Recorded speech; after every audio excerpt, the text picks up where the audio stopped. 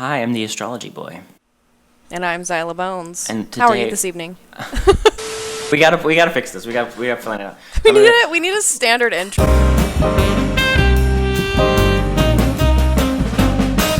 Hi, I'm the Astrology Boy. And I'm Zyla Bones. And today we're gonna be talking about moon sign support groups. What are they doing? Where are they hosting them? What do they talk about? I have a lot of questions, because obviously each of us is only one moon sign.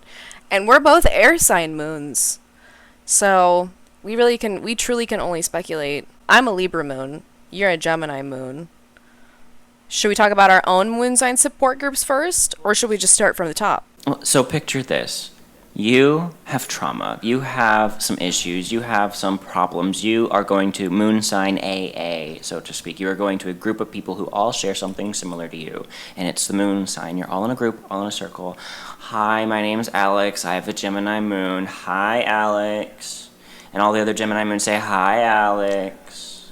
Hi, Zyla Bones. I'm a Libra moon. And so we're going to discuss some of the problems that they would be bringing to the table, how they would openly talk about their emotions in the group, what they would work on. And so why don't we start from, I like to start from the beginning in order. My Virgo rising, I like to do Aries, Taurus, like ABC. I do not like to break that Chronological. pattern. I like to do Okay. chronologically. It feels right. Okay. All right. Aries moon sign support groups. So imagine this. All of the Aries moons walk into the building. Are they on time? Are they late? I think it varies. I think they're inconsistent. I think some are on time, some are late, some are in the middle, some are early. I think it varies a lot with an Aries moon. Some of them are loud, some of them are quiet. Aries moons really depend on the rest of their placements for how they're presenting, but the thing that they all share in common is they have big feelings. Big feelings, very independent. These are my feelings. All right? Not yours, mine. But I need you to see them. I need you to bear witness. They're all walking in with their own snacks, probably. Like, they're not bringing snacks to share. They've brought their own fidget toys or snack. Do you think they're self-aware enough to recognize that most of their emotional problems are because they're being babies? Do you think they have? No. Do you think they have the self-reflective ability to look in the mirror and go, maybe crying over spilled milk is not the solution? I think they're aware. That doesn't mean that they won't do it. I don't think crying over spilled milk in and of itself is a bad thing, and it feels good, and they're going to cry over the spilled milk, but as soon as they're done crying, they're going to move on and forget that the milk was even spilled. But if they're all in a room complaining about the spilled milk, are they going to recognize the pattern of, I get that it feels good to cry over the spilled milk, and I gotta get it out there because their emotions, they gotta get it out. Or there's resentment and anger and frustration. But do they recognize the silliness, what's the word I'm looking for? Absurdity? The absurdity of how much importance they put on the spilled milk, because it's not a big deal.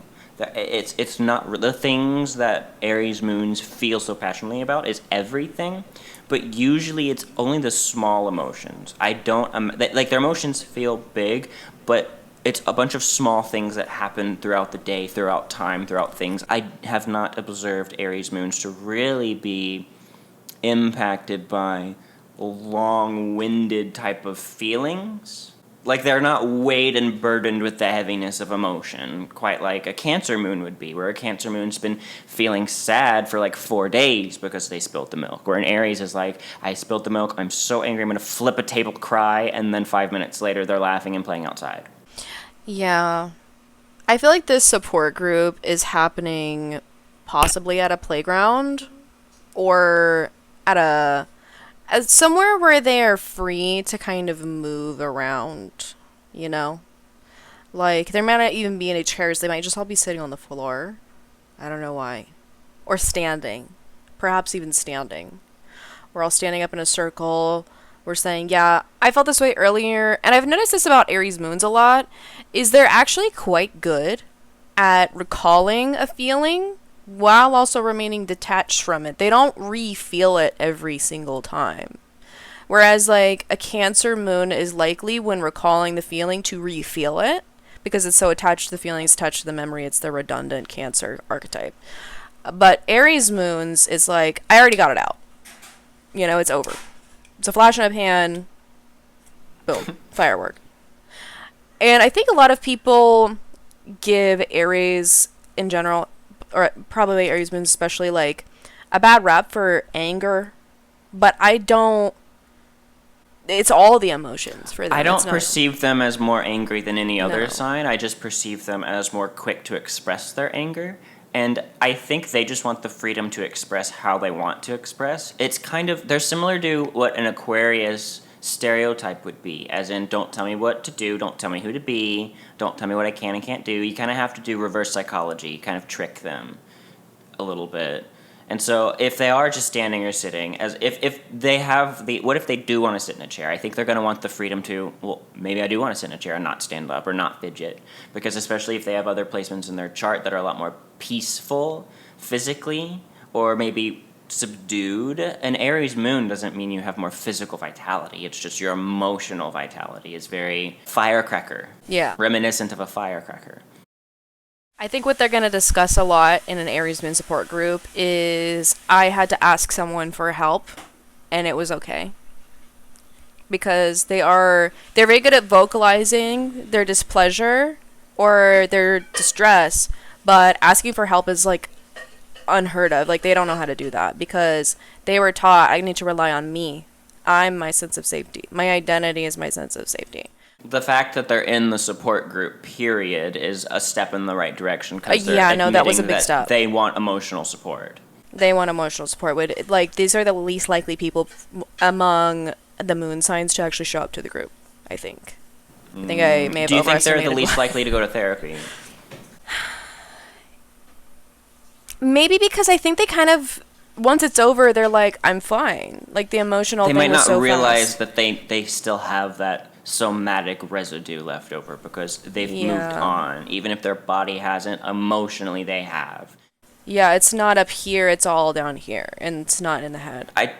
I took off my shoes, but like you also left a trail of dirt in your house, you gotta clean it up. Well, I'm not wearing my dirty shoes anymore. Well, there's still the trail. It's almost like amnesia a little bit. But when someone brings it up, they're like, oh, I remember that, but they're not. Once they're past it, they're putting one foot in front of the other. I think that's a very good observation because what I've also noticed about Aries Moons is in the moment, if they're upset or if they're sad or if they're happy, whatever emotion it is so intense and aggressive and passionate, good or bad.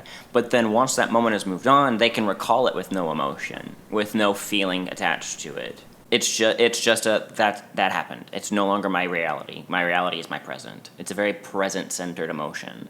Even if they're holding on to resentment, it's very hard for them to, I think, tap into that resentment because in this moment, it's not actively triggered.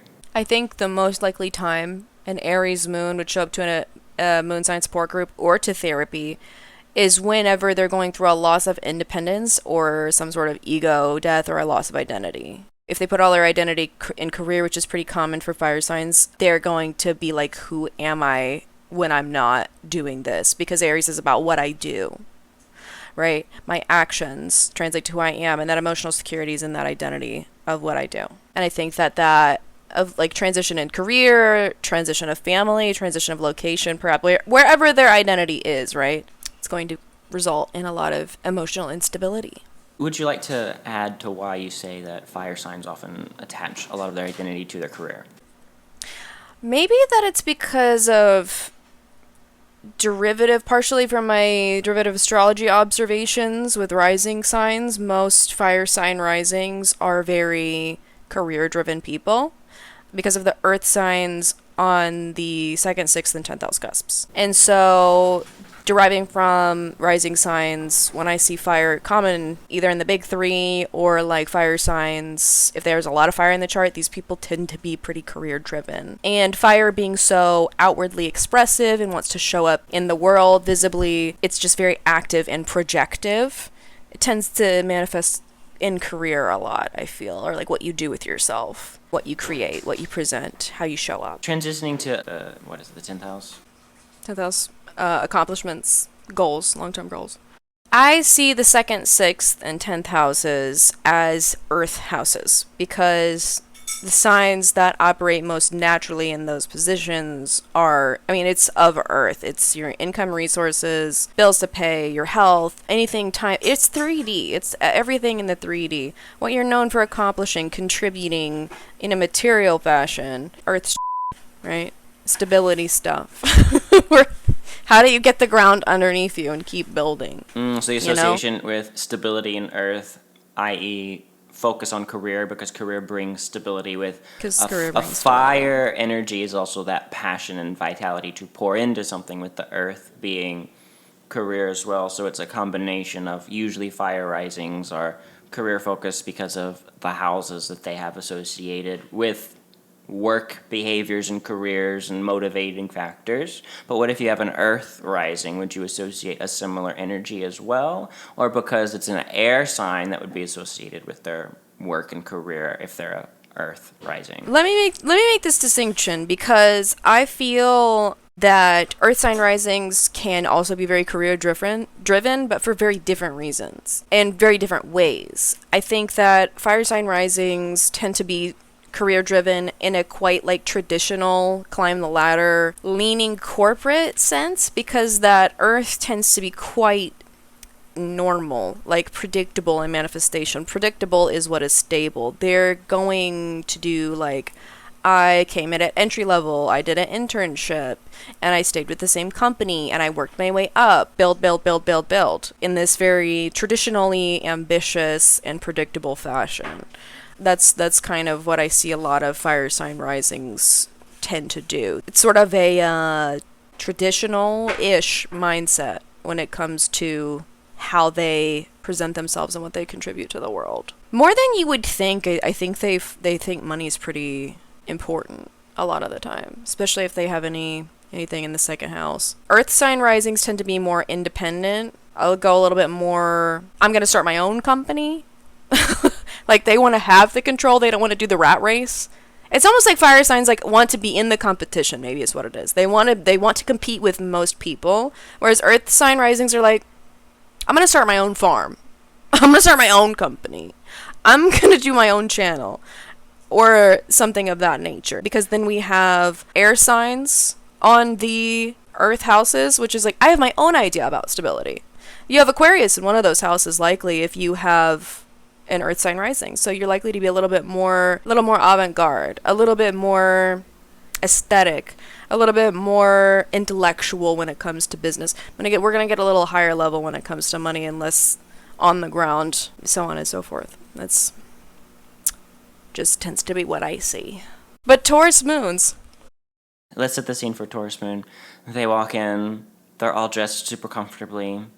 They have purses full of snacks, gum, mints. Their hair looks great. They smell great. It's not overwhelming.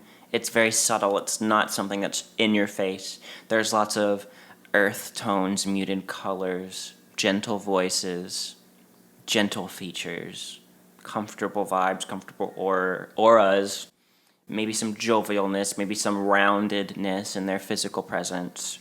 And they're all sitting down.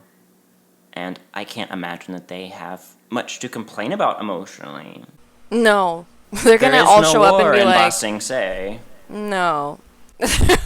There's no war in Ba Sing Se. Yeah, no. They're going to walk in and be like, we're all good, right? Hey, we're all fine. Everything is good here. It's like showing up to the group is the support that they needed. That's really... I think that's what they're going to conclude.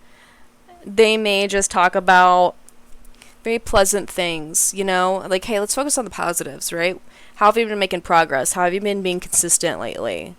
I feel like if they were to show up consistently, which if a Taurus Moon is going to support group, it's going to probably be consistent. They like the consistency. If you don't show up, they're going to wonder where you're at. They're like, hey, where are you? I can't imagine that they enjoy the focus being on them and their emotions. They'd much rather talk about someone else's emotions if they are going to be discussing it. I'm fine, but you could talk about you, because I enjoy the social formality of the exchanging of information, because it feels safe and comforting emotionally. It feels good to be vulnerable because it's human, but am I the one being vulnerable? And if I am being vulnerable emotionally, how is that being articulated? I think it's very dependent on like the Mercury and the Mars, and of course, but the Taurus Moon archetype, I can't imagine it to be the most readily able to share their emotions. It's not. I don't know if it's that they don't have access to them, because their emotions are so physical. Their emotions are expressed in, am I physically comfortable right now? Yes, then we're fine. Am I physically uncomfortable right now? No, we're emotionally distressed. Whether that's because of conflict with a friend or stress or some morals that are being challenged or upset. Yeah, I think that they're it's going to take a while to get to the root of what the problem is, because they really want to focus on their comfort and what's good. Taurus tends to want to focus on what's beautiful and what's fine. They're also very self-sufficient like Aries. So more than likely, reasons they're going to show up to therapy or the moon sign support group is because of financial instability. They just moved because of, not because of identity attachment, but because of the comfort of what they already knew. We've been displaced, right? We're in a new territory. Their marriage is struggling. Their children are having a hard time in school. Yeah. They're financially stressed. Their There's parents construction are going on stressed. next door, like, you know, whatever. It doesn't ever seem to have anything to do with them, but things that are happening around them that impact their emotions the most. I think if they were going through a health crisis, it would really be upsetting. Anything where they had to go, just got out of the hospital, or they're dealing with some ongoing chronic illness, you know, that's flaring up. I think for a lot of people would cause emotional instability, but I think for a Taurus moon or an Aries moon, it would really be exacerbated emotionally for those two specifically. They also tend to fixate on an emotion whenever they get caught up in it. They don't want to let go of it. I think that's maybe why they try not to get into difficult emotions. They don't want to have to sit in it. They are slightly avoidant without actually avoiding anything, I've noticed. Where if they're in a situation that is a toxic situation, whether it's relationally, environmentally, they'll stick it through if they think that they can handle it, even if it's a bad situation, I've noticed. Yes. Like if it's a situation that is causing them emotional distress, they're just going to grin and bear it. They will. They really will. This is the Taurus problem I see in the big six. If you have Taurus in the big six, I swear your biggest downfall is that you will hang on when other people would have been like, it's not worth it. Aries Moon could never. Aries Moon is like, they'd have burned the bridge. They'd have burned the bridge. No, they would have been the one who started it. Aries is like, we're setting that bridge on fire and we're crossing it at the same time, baby. When a Taurus moon is like, well, hold on, that seems like a lot of work. We can just sit here in the pile of fire ants, because the fire ants aren't as bad as walking over the bridge, because that's so much work, so much labor. They got to do, like, they got to get up and walk. It's too much. Taurus moon is a lot like a Scorpio moon, honestly, where they will storm shelter. Like the Taurus moon is the storm shelter, Scorpio moon is the bunker, right? Because Scorpio's always down there. Taurus moon will come out, but a Scorpio really, you have to go into the bunker to find the Scorpio moon, but a Taurus moon will come out of the storm shelter, you know. They're like, we're just gonna wait it out. It just rains. It's just a little rain, guys. Meanwhile, their house is being torn off the foundation. Like, they show up to the support group when they realize, oh, I was in that. I should have just, you know, accepted. I should have cut my losses and gone. I should have cut my losses, you know. I think it's so funny that Taurus is ruled by the archetype of the bull. And what I imagine as we're discussing this, I see a cow sitting in a barn, just chewing on cud. There's a tornado going by, and it's just chilling. And then when the storm's over, it just kind of goes out and starts eating in the field. And then if something comes up to it, just like goes boo to the cow. It just like stares at it and just chews and doesn't move, doesn't do anything. And I imagine Scorpio to be much more like, I know they're associated with like scorpions and phoenixes and other animals, but I see them as like a groundhog that's like super like anxious and nervous. And like as soon as anything starts to move, they like dart down under, poke their head up, look around, make some weird noises, wander. Any movement, stare, immediately go hide in their hole.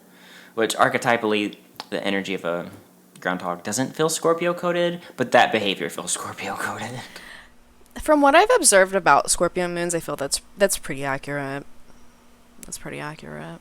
They're also very black cat energy too, to where it's like they'll stare at you in shock, come up to you and purr and cuddle, but if you move your hand too quickly, they'll just freak out, jump everywhere, knock things over, or run outside, and you won't see them for 2 weeks. Piss on your sheets. That's a domination tactic. Oh my gosh. Really quickly before we leave Taurus Moon, there is a Taurus Moon in the room with us. I must go ahead and ask for... How does the Taurus Moon feel about what we were saying? Because he heard what you said. I don't know that he was paying attention. Excuse me, That's mister. very Taurus Moon coded. Very Taurus Moon coded. If you and a bunch of other Taurus Moons showed up to an emotional support group, what do you think would be discussed there? The emotions and feelings and like... Okay, I think that's I think that's just a you thing. Wait, what did he say? He said, what first came to mind was how to shut the up, and I said, I think that's just a you. His Mercury is conjunct his moon, to be fair. What do you find really emotionally distressing as a Taurus moon? He said other people being emotionally distressed. That was a perfect answer. Thank you so much. All right, Gemini moons. My favorite moon, because it's me. It's you. Everyone comes in. Everybody's observing everything. We're all looking around at each other, looking around at what's going on. Some people are asking lots of questions. Some people are just looking. Some people are Googling things. Everyone's dressed differently. Everyone is acting differently. There's inconsistencies. And, like, there's nothing in common in the room except for an obsessive curiosity of everyone is questioning each other. We are all suspicious of each other. That's what I pictured. But not in a way of defensiveness, but in a way of, what do you know? What's going on? Tell me, what emotionally distresses you? Why are you here? What distresses me is I don't know what distresses you. It's the most air sign answer. As a Gemini moon myself, what makes me emotionally uncomfortable is when I don't understand you emotionally. It would get so meta. I would imagine there would be a lot of conversational tangents that everyone would really enjoy. It would be bouncing from one person's emotional, distressing moment to another person's like, oh, let me tell you how I can connect to that. How I can. Everyone would be fighting for the talking stick, for sure. Yeah, you guys would actually have to have probably multiple circles so you could like split up talking sticks. It'd have to be a small group, or we'd all feel very like, because Gemini Moon, I want my emotions to be understood. I want you to know them. I want to be able to articulate them, so you can like have a list and be like, no, this is it. There's no misunderstandings. Here's 7,000 different things with different languages. I have cited sources. I have lots of stuff. Any questions? I thought of it, and if you haven't, maybe I can learn more about myself. I want you to be so curious and interested in me. At the same time, I'm also very curious and interested about you. I want to know all of your lists. Tell me everything. What's going on? I'm confused. And if you're too slow to share, or if you're sharing something that I think is stupid, I will get bored and not be interested in you anymore emotionally. Which is why there's going to be a 30-minute timer where the groups shuffle every 30 minutes. Oh, that sounds phenomenal. Except here's the problem. Certain Gemini moons are going to connect really well with other Gemini moons, and they're not going to want to split from the group. They're going to want to obsess over each other. Well, then you guys can pair off. I mean, there's no hard rules, just suggestions. You guys can play the game or not play the game. We need the structure of the rules of what to do so that we can know... Well, actually, I don't know why it'll make us feel safe, but then we're not going to follow them. Unless there's other stuff in our chart that dictates we need to be a rule follower. If we're left to express our own emotions, we really we go with the flow. We roll with the punches. Because what I feel right now in this moment at the beginning of this session, I'm not going to be feeling in 5 minutes. I mean, I might be. I might not be. It depends. I think part of the emotional support is roasting each other and yourself publicly for what you've been through and what you do with those emotions. Because that's just part of the fun, is harassment. See, as a Gemini moon myself, I'm not getting bored with this conversation, but I'm glazing over slightly because, my emotions aren't engaged as much because, I've said all I can think right now in this moment about moon sign, about Gemini moon. And what else is there about Gemini moon? What are we doing? Oh, we're filming a video. How do I feel right now? Huh. I kind of... Do you have, a constant internal monologue, yes. two going at once, where one is it's checking in with the one that's just going like this. It's how are you doing? And this one is just going, and then this one's okay, he's doing good. And then he just keeps going, There's my body, my somatic body, emotionally, and then there's me in my head that's me, But there's a second me in my head that is talking to me, but the one that's talking to me is the voice. I have my actual voice, and then I have my head voice. Because I have my thoughts where I'm talking to myself, and then I have my actual talking voice. So the two me's that live inside of me are like what I'm speaking out loud and what I'm thinking. It's like two different versions of myself emotionally. Whoa. Okay. Is that not normal? It's not normal. It's just not how I would describe my headspace. My emotions aren't real unless I think about them or say them out loud. Because I can feel my feelings as a Gemini Moon. I feel my feelings in my body, and whatever your Mars is, whatever your chart, whatever. But Gemini Moon, typically emotionally, if you have an emotion, you feel it and you're aware of it, but you can't process it. Everyone has to process their emotions in a different way, and so I think a Gemini Moon support group would really... The whole point of the support group would be to talk about what's bothering them emotionally and from the week or from the day or from that moment. Because if they haven't talked about it, it's not going to get resolved. It's going to stay in their body. So in order for your body to like kind of naturally process it and do what needs to get done, you got to say it.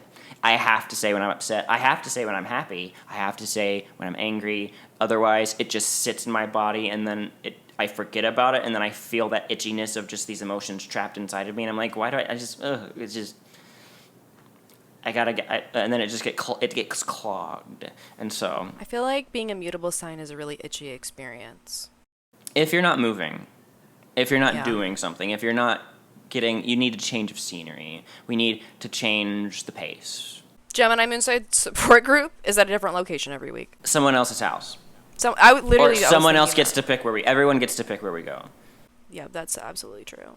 So we want to move on to Cancer. I have one more thing to say about Gemini Moon.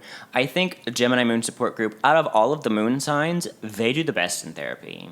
Ooh, because they just got to talk about their emotions, and then literally talk therapy and a Gemini Moon, half of your problems are solved right there. Right there. Half of the issue, check. Gemini Moon having a support group is the best therapy for a Gemini Moon. It's the group therapy is the best. The problem is everyone would want to have their moment to shine, and we'd all start getting bored when it wasn't our turn. So a Gemini Moon does better one-on-one when it comes to that, in my opinion. Otherwise, we would need our fidget toys. We would need multiple things stimulating our emotions so we don't get bored with just one thing at a time. Typically speaking, I think Gemini Moon does probably some of the best in therapy because half of therapy is talking. Actually, over half of the majority of therapy is you're talking about your experiences. And so if you want to regulate your emotions as a Gemini Moon, talk about them, and literally that's how you get healthy emotionally. Cancer Moon. Poor Cancer Moon. Cancer Moon. Cancer Moons would waver on whether or not it would be easy for them to show up to an emotional support group because they're very guarded. Paint the scene. Who's walking in the door? Where are they? What's going on? I imagine every single one of them walking in like, hello? Like, sort of like, are we ready to cry yet? Because they're all coming in very ready to just emote about whatever's upsetting them.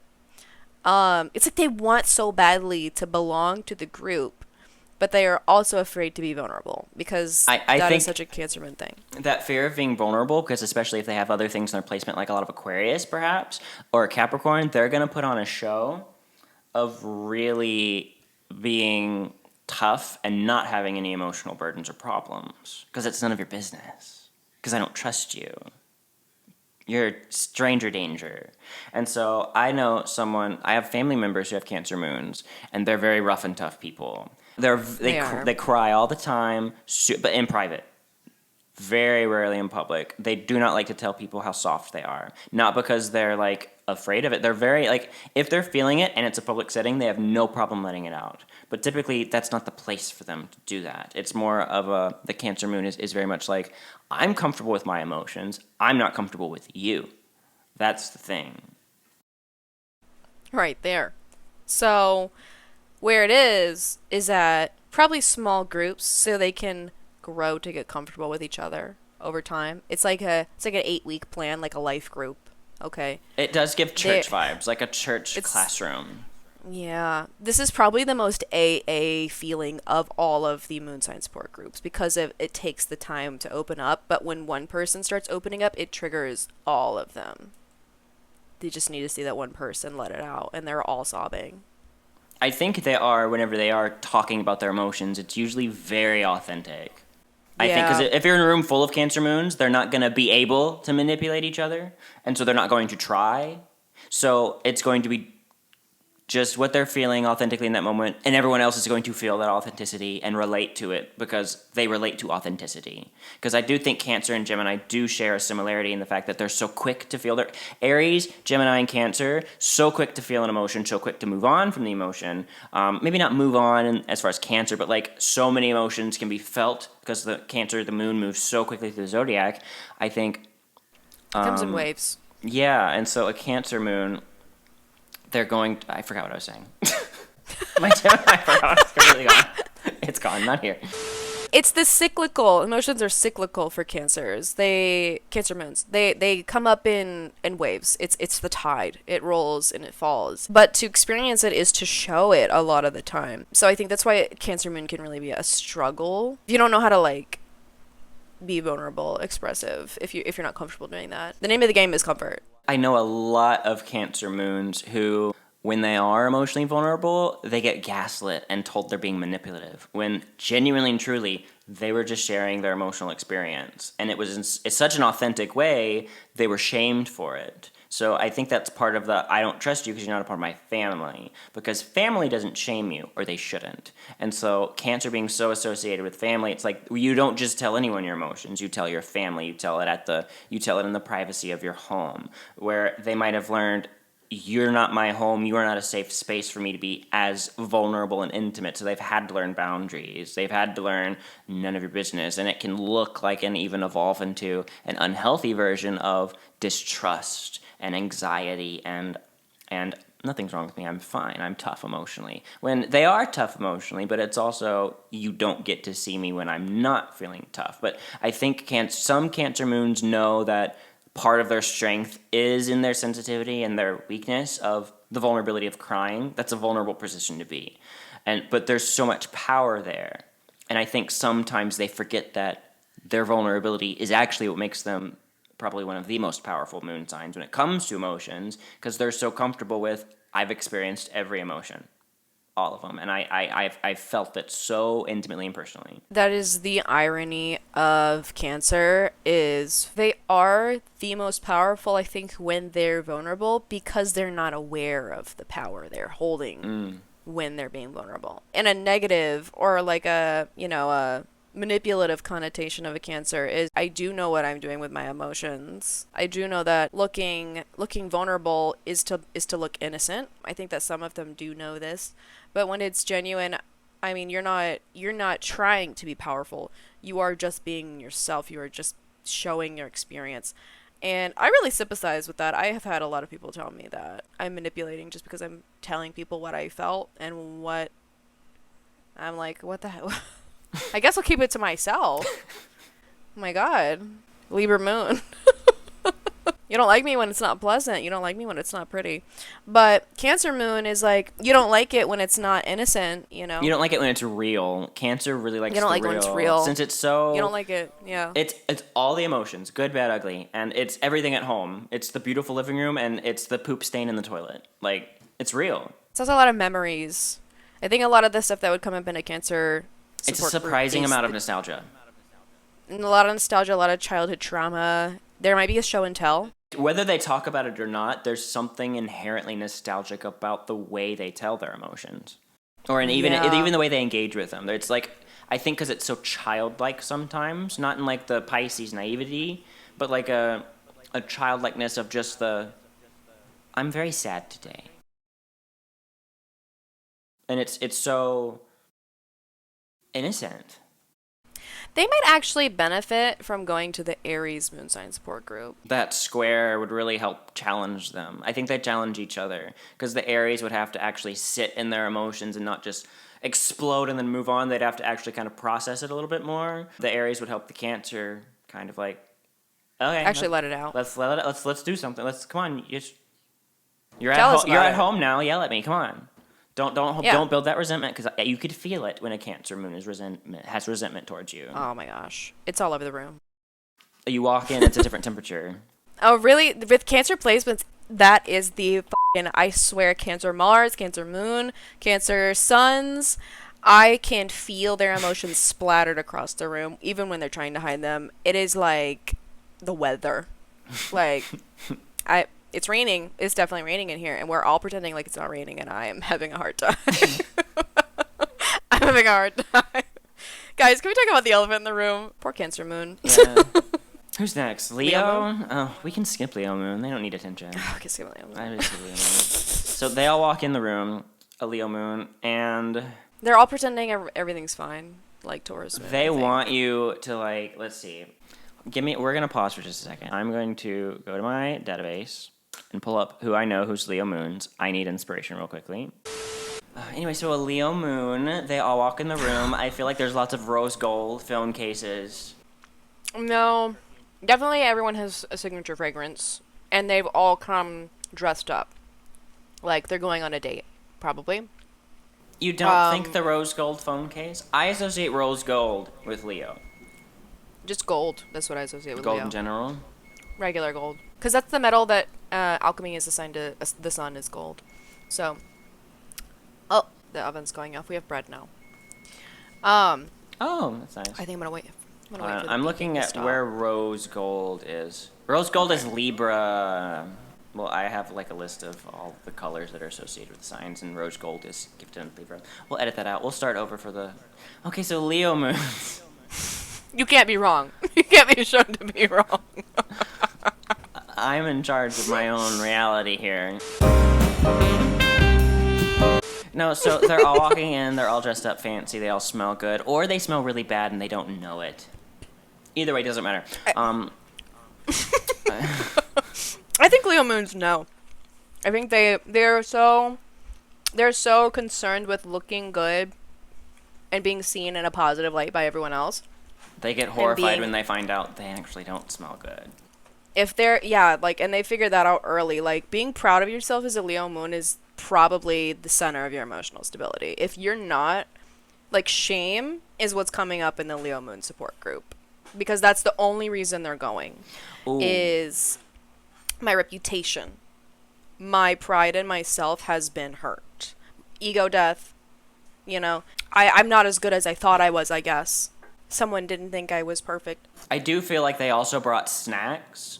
I feel like they brought snacks, but to impress each other. They brought Stanley cups. Or to actually genuinely say, I'm happy to be here.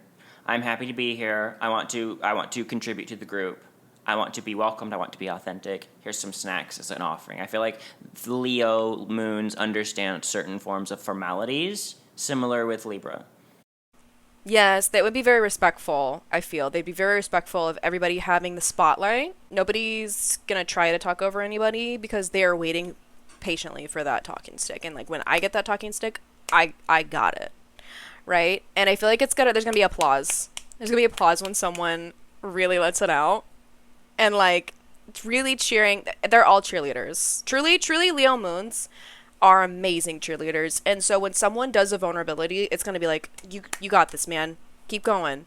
Like, and whenever someone's holding that spotlight, I feel like Leo moons are the type of people that when you're really on a roll, they're like, no, let him have it. Let him have it. Like, let him cook. Like, like, they're going to let you have it a little longer if you really had something going on that week.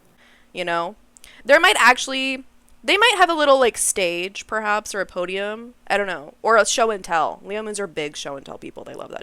I think Gemini Moon does the best in therapy because it's talk therapy. Come on. Cancer Moon's most comfortable in therapy, but Leo Moon discusses things in therapy that are most often associated with therapy.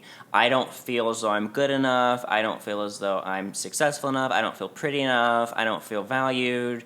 I'm not loved. The themes that come up in a Leo moon that would be distressing for them is very, very archetypal of psychology and therapy, of like your self-worth, your value, but in a very just simple, practical definition way of, I'm sad because I feel like I'm not pretty enough or good enough. You are good enough, and you are pretty enough. I feel like no one can see me. I feel like I'm invisible. That would make a Leo moon feel terrible. I'm just not proud of anything I've done. I'm so ashamed of this. I feel like Leo moons are honestly one of the simplest moons. I was about to say they're not that complicated. It's not. They don't They're really have not. a lot. It's just They want to feel important, and they love making other people feel important. And the way that they feel and deal with their emotions is, I'd say, similar to an Aries moon and if an Aries moon and a Cancer moon had a baby, it'd be a Leo moon. Probably. Because they have emotions and they feel them like that Cancer, and they're aware of them, they know them, and they're not afraid of them. But then it's like that Aries of just. It's very passionate. Yeah, there's like, passion it's gonna there, come out. but it's not explosive passion. It's more of like just like a bonfire. It's there. It's a slow rolling boil, or like it's a bonfire, but if it gets out of control, it turns into a wildfire. But like a bonfire is really nice. I think it's very rare that happens for a Leo moon. No, Leo moons are pretty in control. They're pretty self-aware. I think it would be arson, though, a house fire. It would be an intentional house fire for a Leo moon. Mm-hmm. They're so well-intentioned. I'll say this about Leo moon. They're so well-intentioned and really try their best. Like, putting their best foot forward is a big thing. Like, they because they see themselves in such a positive light, I think a lot of the reason for that is because they try to be so positive. They do try to be so good and so fair. So when they're not getting the appreciation, my word for Leo is appreciation, celebration. If the moon sign support group's not fun for them, they're not coming back. It has to be there has to be like maybe a certain game. Like, 2 truths and a lie. I think the fact that the room is full of Leo moons, it's going to be fun. They're not going to have to try much. Because the fun for them is in authentic, genuine human connection emotionally. Very authentic group to be in. They're gonna be just saying how it is, probably. And if it isn't authentic, if there's like some bad eggs in the group, it's gonna be such a cliche soap opera type of emotional drama that they're bringing to the table. It's gonna be very obvious, like, oh, you're bitter, oh, you're toxic, oh, you're this. Like, it's not gonna be like, it's gonna be so on the nose for their toxic behavior. A bitter Leo moon is the worst. When they're salty, oh my, they're so petty. They cannot let it go. So being proud of themselves, Leo moons cannot be jealous. They'll be in therapy if they get jealous. It'll be a long time before they get there, but they'll need to go to therapy if they're jealous of somebody. Something else I was going to say I think Leo moons would benefit from is an activity. I think the fire sign moons need an activity, whether it's like arts and crafts or, leapfrog or hide and seek or something. I think show and tell for Leo is really appropriate. You mentioned that earlier. I think that's a really good one. I think that's why I had the energy of they're bringing snacks that they made. Yeah, maybe they made their favorite recipe or something. I feel like that's very Cancer moon though too, is like making their favorite recipe and bringing it to share with the group. Because food is such an emotional and primal way to connect with other people. I feel like a Cancer moon sign support group, whether they had that idea or not, they actually really need that activity in their moon sign support group. But I think the Leo would be the ones who would do it before the Cancer moon, ironically, even though they would do it before. The Cancer would do that for their family. The Leo moon would do it for strangers before their family, I think, unless they're a really good family person. Because the thing is, it's someone else it's a new connection, it's a new environment. I gotta put my best foot forward, so you see me from an emotionally positive light, so that's why it's gonna be bringing the food. Where Cancer is, you don't deserve the food. You don't deserve my special recipe. No, you don't deserve my love. A Leo is, I'm gonna give you my best recipe first as an introduction, so that way you can see a best version of me that I want you to see. So I think the Leo moon support group would also start off really well, really positive, go down south really quickly, then slowly make its way back up to health. Because they start off maybe insincere, and then it drops down to, well, I actually want to be authentic. You can't hold it forever. I'm going to see you're a terrible person in some form or fashion. Then once we get past that, we work through our differences and then heal from that and embrace some of the themes of, I'm not good enough. Yeah, you're not good enough. Who cares? Move on. It's okay. None of us are good enough. We're all good enough, and none of us are good enough. You're never going to be that perfect presentation that you were at the first moment you met me. Like, what you gave me was not a real version of you. I also think a lot of Leo moons, if they're not bringing their best recipe to share, they're bringing Twister. They're bringing Uno. They're just a silly Their favorite game. movie, even though you're not going to watch movies at therapy. I don't know why they brought it. They just brought it on a whim. They probably brought many things, many options. I brought several things for us to choose from.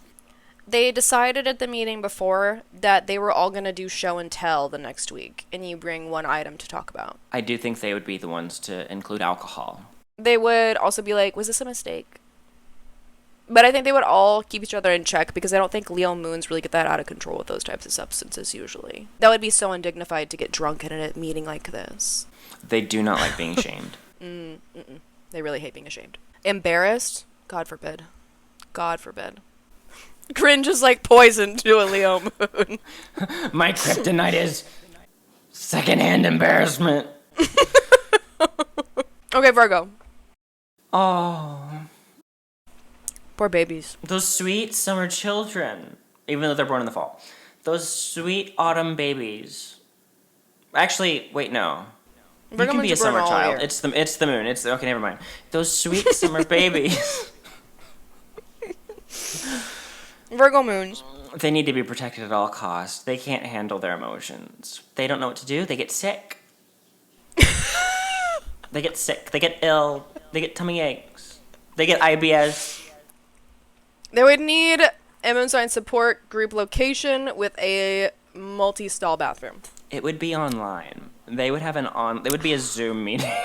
It would. There would be. You're And so right. If it is in person, it's after like a year of the online of them being online friends.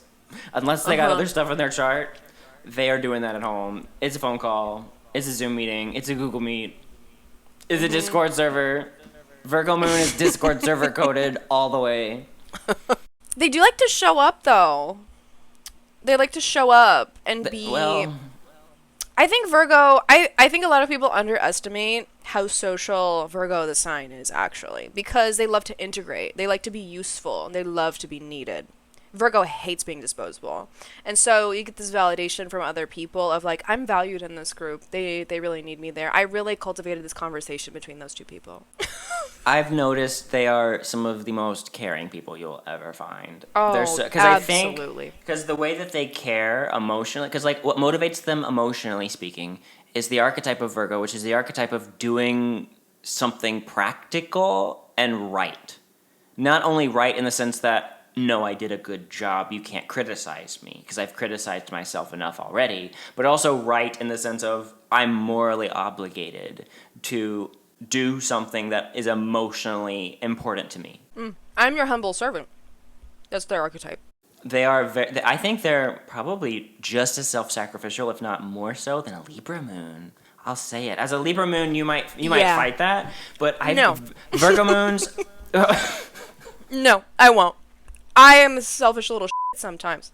But it's because I deserve it. Virgo Moons are not selfish emotionally. There's No, they're no really selfishness there. If anything, they will literally... A Libra Moon will like... If there's one cookie left, they will give it to you, but that's because they're afraid that you'll be mad at them. A Virgo Moon will give you the cookie even if it's their favorite cookie in the world, because they truly believe that, no, I care for you, you deserve this cookie. Period. I'll be like, we'll split it. That's what a Libra Moon's going to do. We're going to split the cookie. Because I know you want it as bad as I do. But let's just split it. A Virgo Moon will give you the cookie, no question. They'll give you They'll give you the shirt off their back. Also, I'll probably give them diarrhea. So, that's... Got him! It has gluten. They're gonna get some No, they can't bloating. eat it. Their tummy is gonna get swollen. They're gonna be in the bathroom for an hour. They're bringing all gluten-free vegan snacks. That's what they're doing. What they're Everybody- talking... Listen... They're all like, no, tell me about your emotions. No, you tell me about your emotions. It's like, no, you. Well, that's because they don't realize what their own emotions are, because the thing that the Virgo support group is going to be discussing the most is, so, what's your experience with anxiety like? Because I think I have anxiety, but I'm not sure. I think they all know. Do I have anxiety? Like, they know, but, like, they don't know. And so they're going to be, like, because they're Mercury ruled, too, so there's some curiosity there, emotionally. They're going to be like, so, how do you experience anger?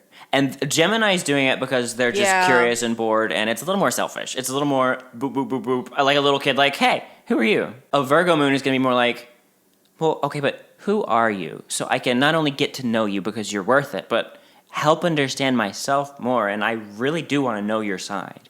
Gemini wants to know your side because they're curious. They don't care. I'm going to be real. They don't care. They're curious for the sake of curiosity. It's not that they're emotionally invested in the thing itself or even in the person. They can be, but typically speaking, it's the love and the joy of curiosity itself. Where a Virgo is like, no, I need to know because I care about you and it helps me connect. Like there's something not more authentic, but it's a more connective way with the person, I think. Because the Gemini connects to the ideas with the person, where the Virgo connects to the person itself, I think. With the moon sign specifically. Mm-hmm. And so what they're going to be connecting with is, what's your experience with anger like? Because when I'm angry, I don't realize I'm angry until I get sick, until I start to get a burning sensation. When I get hot, when I start getting sweaty, then I recognize I have an emotion, and that emotion is anger. And some of them might not even have gotten to that stage in their life yet, because what I've noticed about a Virgo moon is they're not aware of their emotions, because their emotions live in their gut itself, which is why we associate the cliches of Virgo having tummy problems. Well, Virgo rules your digestive system, and when your emotions are a Virgo moon, your emotions are in your digestive system, they're not really, and plus it's an earth sign, so it's in your body, but it's ruled by Mercury, which is very heady, very air, very ethereal. It's your tummy, your body, and your head, and so it's a lot of work to process. It's a lot of work to break down. It's a lot of work to really understand what you're feeling, where you're feeling. Oh, Virgo it. being work? Virgo. It's the working. The you have to work for the feelings. Look at that. Oh my god. So much work to digest. To digest? To digest. We're digesting the emotions in the Virgo Moon support group. Eating their feelings. Maybe.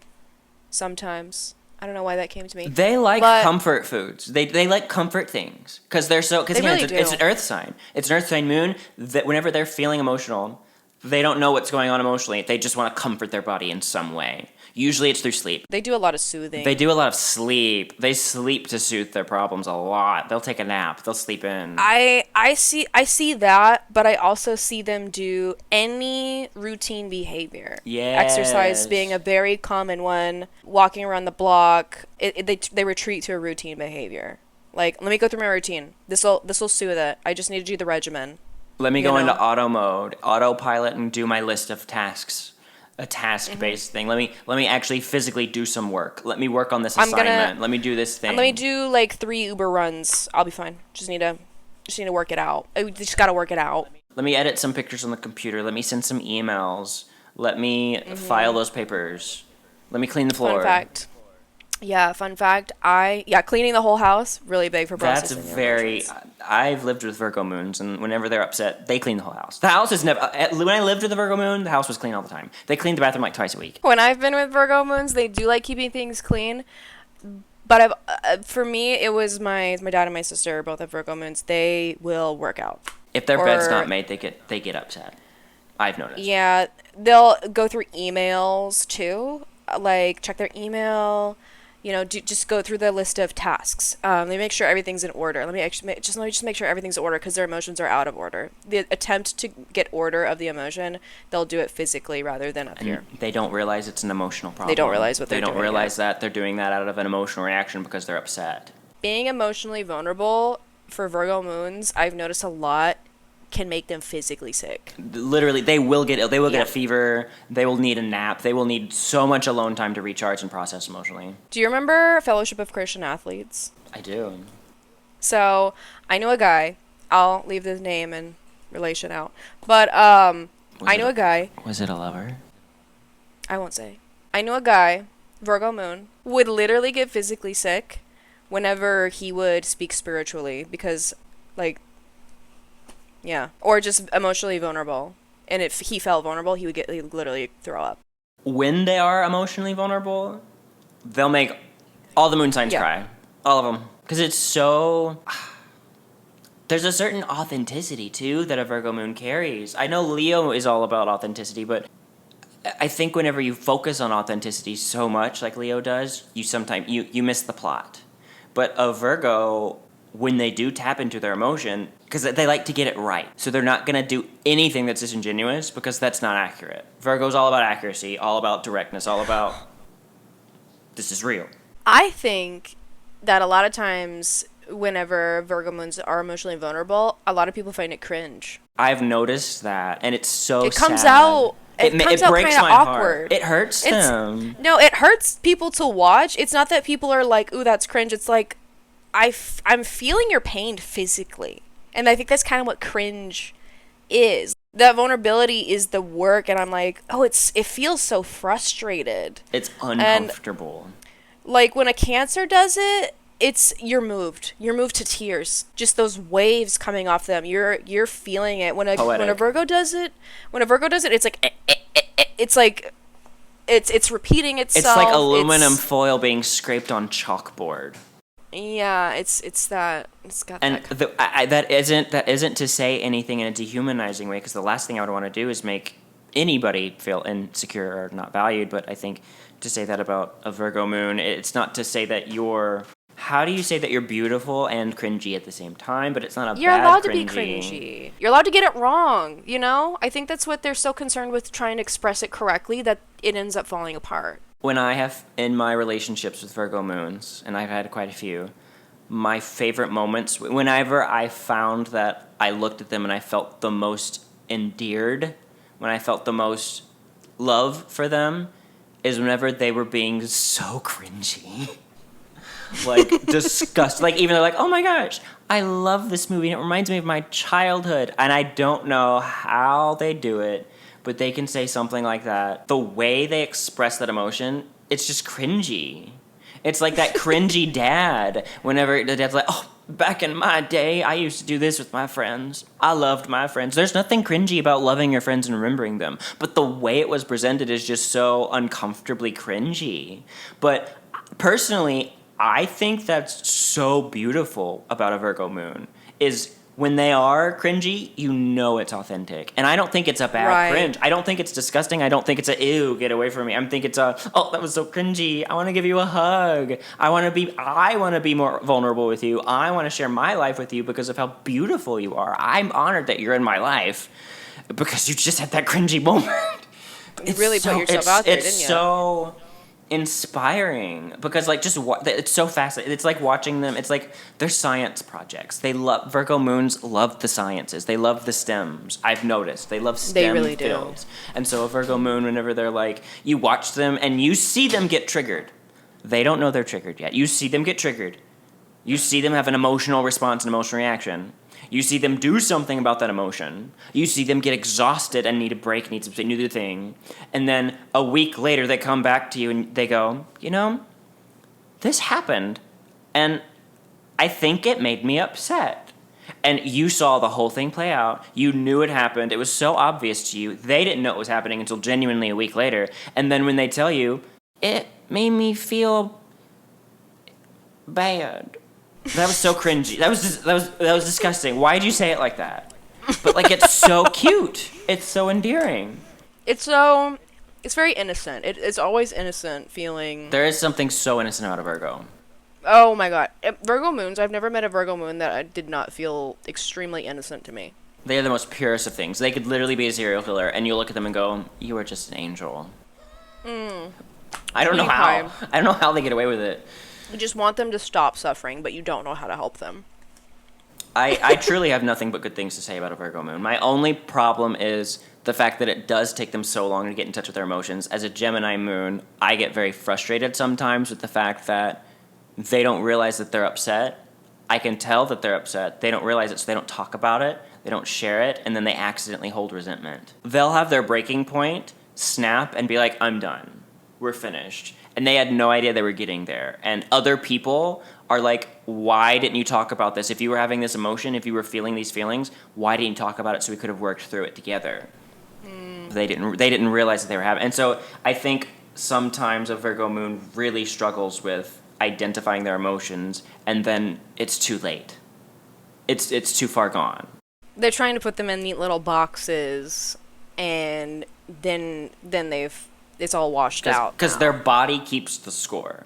Whenever they have one more negative interaction with someone who loves them, and it triggers them to the point where they want nothing to do with them anymore, it's too late. They didn't get to process it. Their body was just building up that tension, building up that tension, building up the tension. They didn't know. Next thing you know, the Virgo Moon has PTSD whenever they see somebody and they want nothing to do with them. When the person didn't even do anything that bad to begin with, it was just a misunderstanding because there was no communication, because they didn't realize they needed to communicate their emotions. So I think, again, at the Virgo support group, the thing that they're going to be talking about the most is, so what's your experience like with anger? What's your experience like with sadness? What does it feel like for you? It's going to be observing one another. I think it's really hard for a Virgo Moon, because it is still the archetype of the hermit, to connect with someone else's emotions simply by that person explaining it or emoting it. I've had this, it's not that they don't understand what like emotions, but I think it's almost, they'd rather talk about them clinically. They'd rather you explain it clinically. They do well when they're diagnosed with something, I've noticed. When they have an actual label to put on what they're experiencing or what they're feeling. My dad and my sister both have Virgo Moons, and they're both doctors. They're amazing. That is at what they do. such a Virgo Moon thing to do.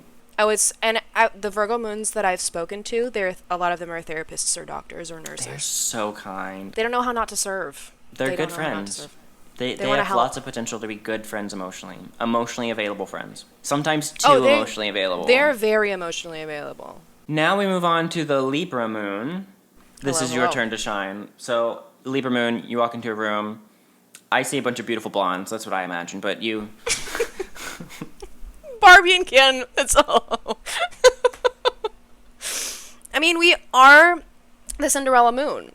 I think we would all be like, here's my favorite thing to do when I walk into a room of strangers. They're all talking. I don't know who any of them are, but I love to be included.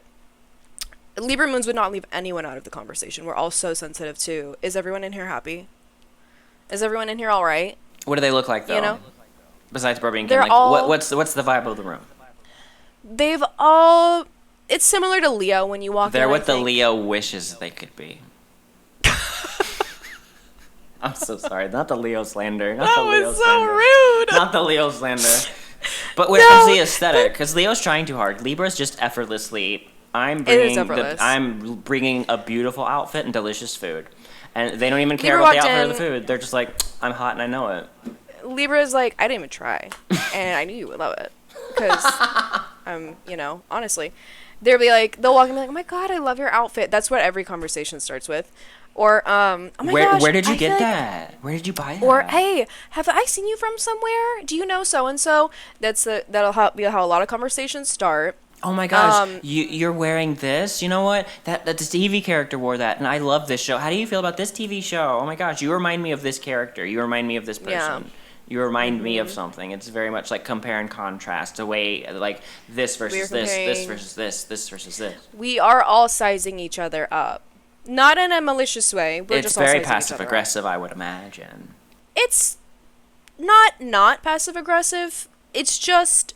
observational. We're just taking it in a lot with that part of that's the part we get from the Virgo Moon of observation, but we were also putting on the Leo show. Virgo Moon's not putting on a show for anybody, but a Libra certainly is. We also will probably hone in on one other person and get stuck on talking to that person because we're gonna pair off. Right? That must be an air sign thing because I think that's Gemini trait too. So that must Pairing be that must be an air sign moon thing to do, to want to connect with at least one person, if not a small group. Individuals. Yeah. Libra will be very individual, comparing and contrasting experiences. A lot of it will focus on memories of romantic partnerships, and everybody says Libra moons have mommy issues. I know why they say that. So a lot of it could focus on the mother, because I think Libra is ruled by Venus, a feminine planet, the divine feminine.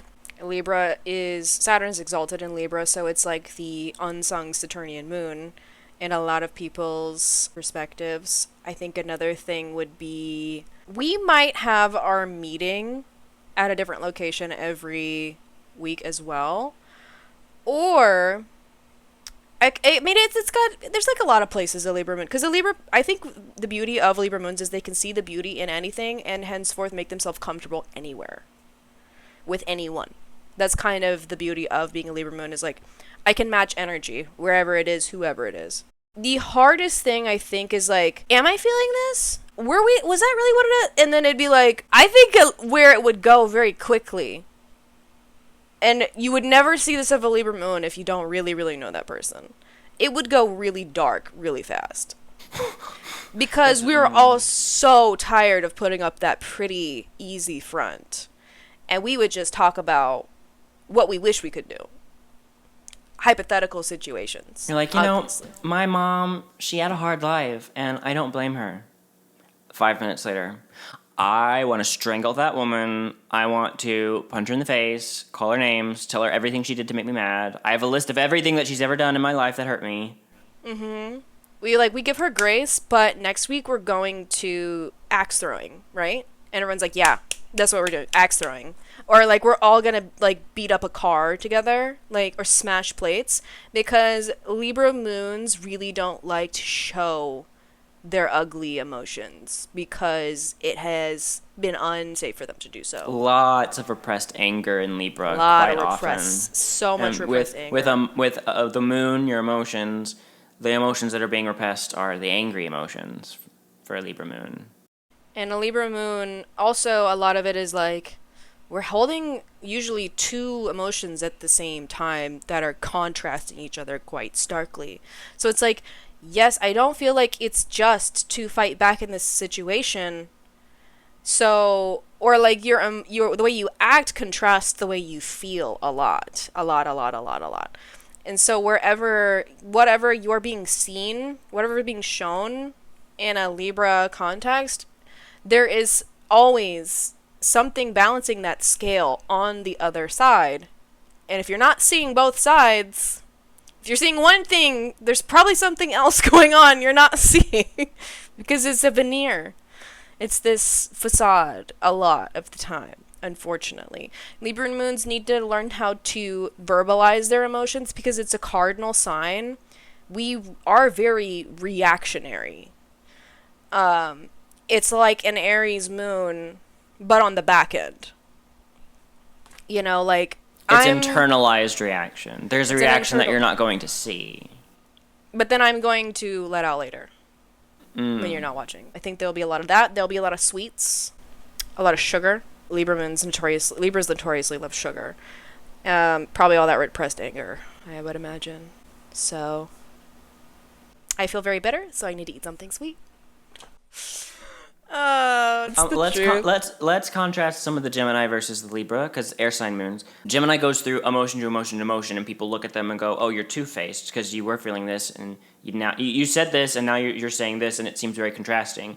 And so I think it's the two emotions don't live at one time. It's just they're pendulating back and forth between many. Whereas a Libra, you, especially as a Libra moon, have described it as, "No, I feel them both simultaneously, and I'm telling you about this one. I did not tell you about this one, but I am feeling both. So I'll tell you this one, and I'll tell you this one." And it's kind of like, I feel like they both have reputations of being perceived as two-faced or fake in that sense. And so I think that's an interesting dichotomy. And we could talk about an Aquarius moon, how perhaps they fit into that. I don't think they fit into it as much. I think it's more because it's Uranus ruled, and the fact that it's emotions that you wouldn't expect necessarily, that might be inappropriate emotions at different times, or just like the emotion they feel whenever they should be angry, they're going to be chill just to make a point. Whenever they're chill, they might feel angry just to be different, which that's weird. And I think, so there is, like, all the air sign moons have some sort of contrarian, perceived hypocritical, perceived fake, even though it's not. It is an authentic expression of the emotion. It's all authentic. Mm-hmm.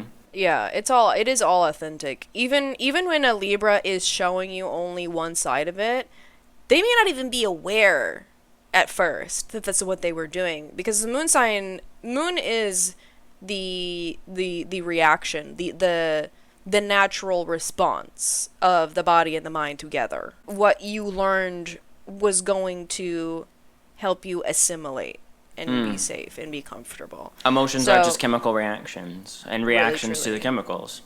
Right. And often I'll tell people now, I think Libra moons need to get used to telling people both sides of their emotions. And you can do it in a peaceful format.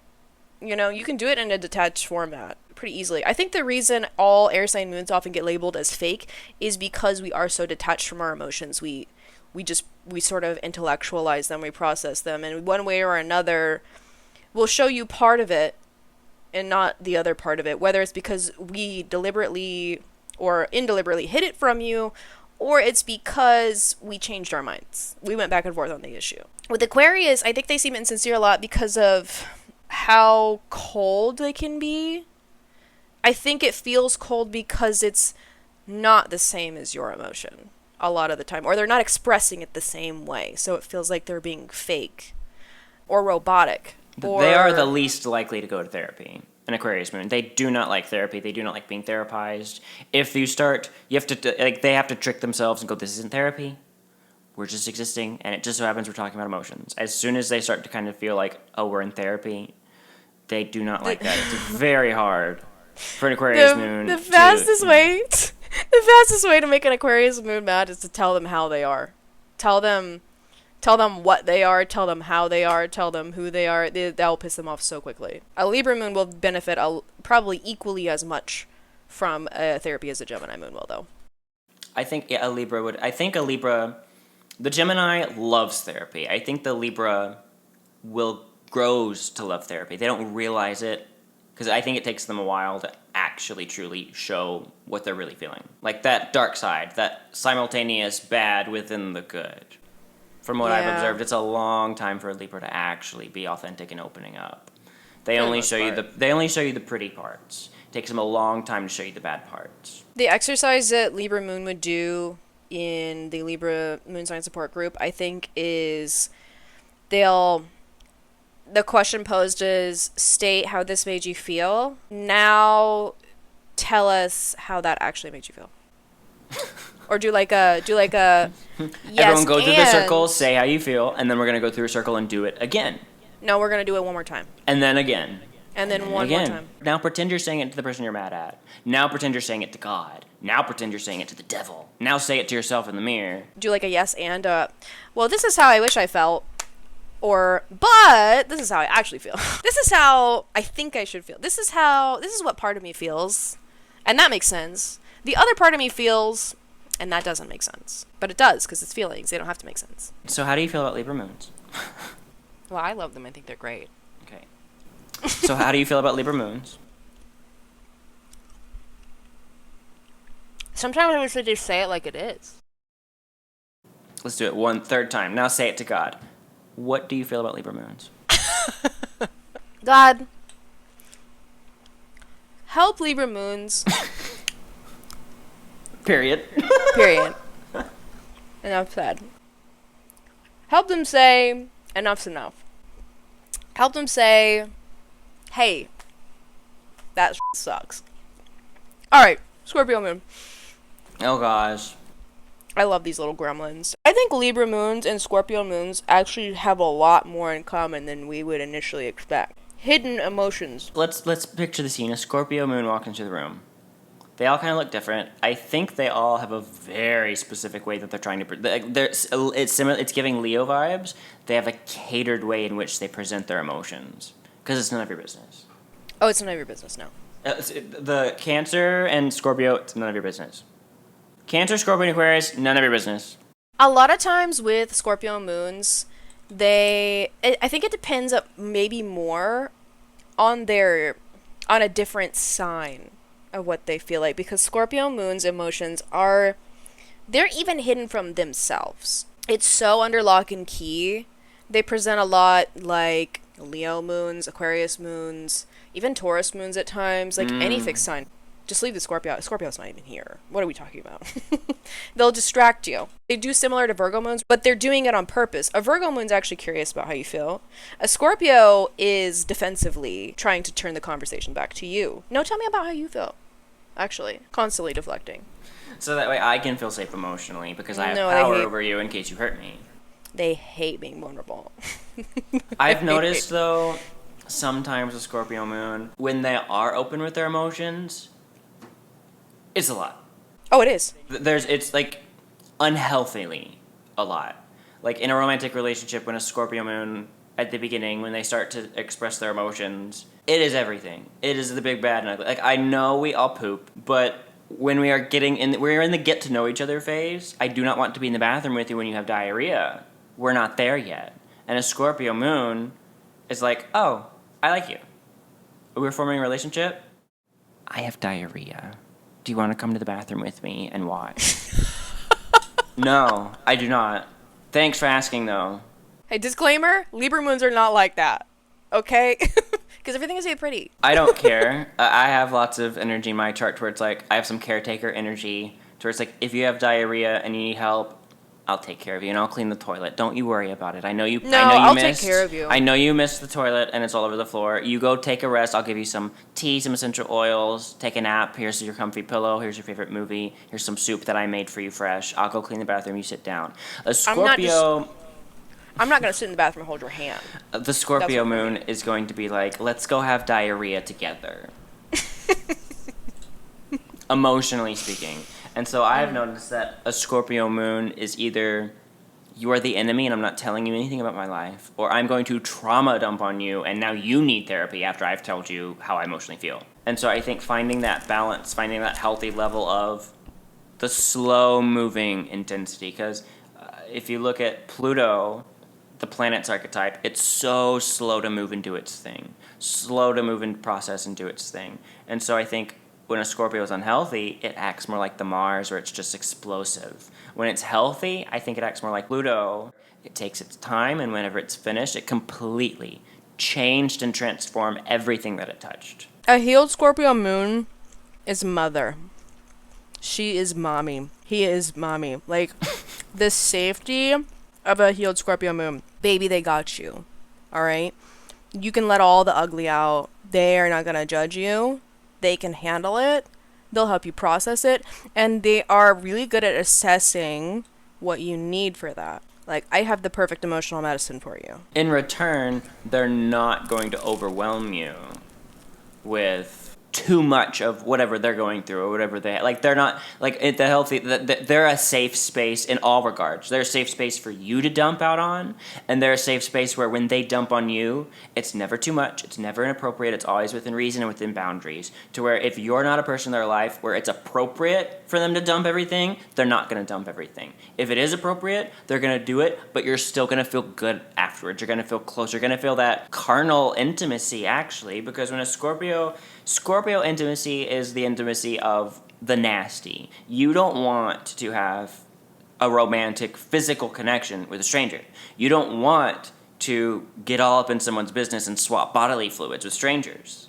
That's not something that most people are comfortable with. An unhealthy Scorpio is going to be like, let's swap body fluids immediately. And it's like, no, I don't know you like that. But then the healthy Scorpio knows who to swap the body fluids with. And who's going to reciprocate it, and when it's appropriate. And it's so beautiful. Right. When it's not appropriate, it's literally assaulting. It's horrific. It's restraining order. Get away from me. This is terrifying. Yep, someone's going to be traumatized in that situation. I think Scorpio Moon's most common topic of discussion in Moonside Support Group is sexual trauma and power dynamics. I don't know if it's fair to say that every Scorpio Moon has sexual trauma necessarily, but if they do, it is going to be a prevalent topic. I don't mean all of them do. I think that it will be a common topic of discussion. I think they might be vulnerable to it, depending on what else is in their chart as well. But like the Scorpio Moon desire to connect with people so intimately, it could be easy to go to people who fill emotional needs in an abusive or violent way. Yeah. They will be talking a lot about repressed anger, repressed sadness, a lot of repressed emotions in general, majority of them being fear, sadness, and anger. A lot of them are really good at hiding their depression. Like, they are some of the most depressed people and very good at hiding it. I think part of the problem, too, is whenever they learn that, I can't trauma dump on everybody, bad things happen, they go, you know what? Then I'll just shut the door and hide alone in my corner and you'll never see my emotions. So it's like a very black and white, on and off, all in, all out. Like, I learned as a kid that I can't be all in, so I'll be all out. No, there's boundaries, there's balance. They could learn from some Libra archetype of you can find the boundaries and the balance. Healthy Mars, traditional Scorpio is Mars. I think healthy Aries moons can help the Scorpio in regards to you do need to express, but then there's also the Libra of you need boundaries of you can't do it just willy-nilly. Because naturally a Scorpio, I think they're very good with boundaries. because it's a power thing. Because for them, boundaries represent power. Libra, boundaries represent balance and harmony. And Scorpio, balance represents everyone is walking in their power appropriately. You're not taking mine, I'm not taking yours. I'm walking in mine, you're walking in yours. I'm under this person, I'm over that person. There's these power dynamics at play that are appropriate. What Scorpio Moon sign support group is going to feel like if other people were to look, or even to all the Scorpio Moons, is it's going to feel like everybody's sharing secrets. It feels very... I'm not sure if I should say this, but I need to let this, we're all letting it out. And it's going to have it's going to be very cathartic for Scorpio Moons. They may benefit the most from attending all of the other moon sign support groups. They want to see other people's emotions and not show theirs. That's such an interesting observation, though. I think there's something that isn't really tapped into a lot about Scorpio there's something that they have for everybody, and there's something that everybody has for them. I mean, that's true for every sign and all things. We all learn from each other. But Scorpio especially is their main archetype is emotions, but not in the same sense of Cancer is like the idea of emotions, all of the emotions, family connecting, my emotions, your emotions. It's deep, but it's not like Pisces is mist, Cancer is the ocean. Scorpio is a trench in the ocean. So much pressure, so much darkness. And I think there's something there. It's so personalized and individual because it's not a universal darkness. Because my darkness isn't your darkness. The lack of sight is just, it's completely, like if you're blind, if you don't have any eyes, there is nothing going to your brain to signal any sort of sight. So you and I are seeing different things, but it's the lack of seeing. So it's simultaneously, we are unified and we all have dark emotions. Darkness we all is experience darkness. them. But there's something so individualistic about Scorpio energy that is like, your darkness matters. Your experience matters. Your pain is your pain. It's not mine. It's not theirs, it's yours. And so to learn from each other, to learn from other people, there's something almost symbiotic. It's like Scorpio is like a symbiote type of energy. Well, Scorpio, this is perfect actually, because Scorpio is the archetype of the fungi, the recycler of the ecosystem, right? Which is kind of what they would be attending all of the other moon sign support groups, is like they're absorbing and alchemizing like the catharsis of the intimacy of watching other people's emotions, right? You gave me so many thoughts just now, of like the intimacy of sharing emotions for Scorpio.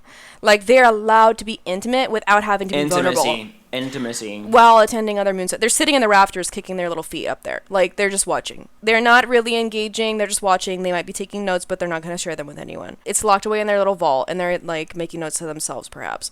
Another thing that came to mind was the alchemizing of the emotions, the rebirth through the emotions. I had something really interesting that I just lost. Oh, sharing emotions, because Scorpio is all about power dynamics in particular when it comes to what's mine is yours, what's yours is mine. Like, I have something of yours, and therefore I have power over you.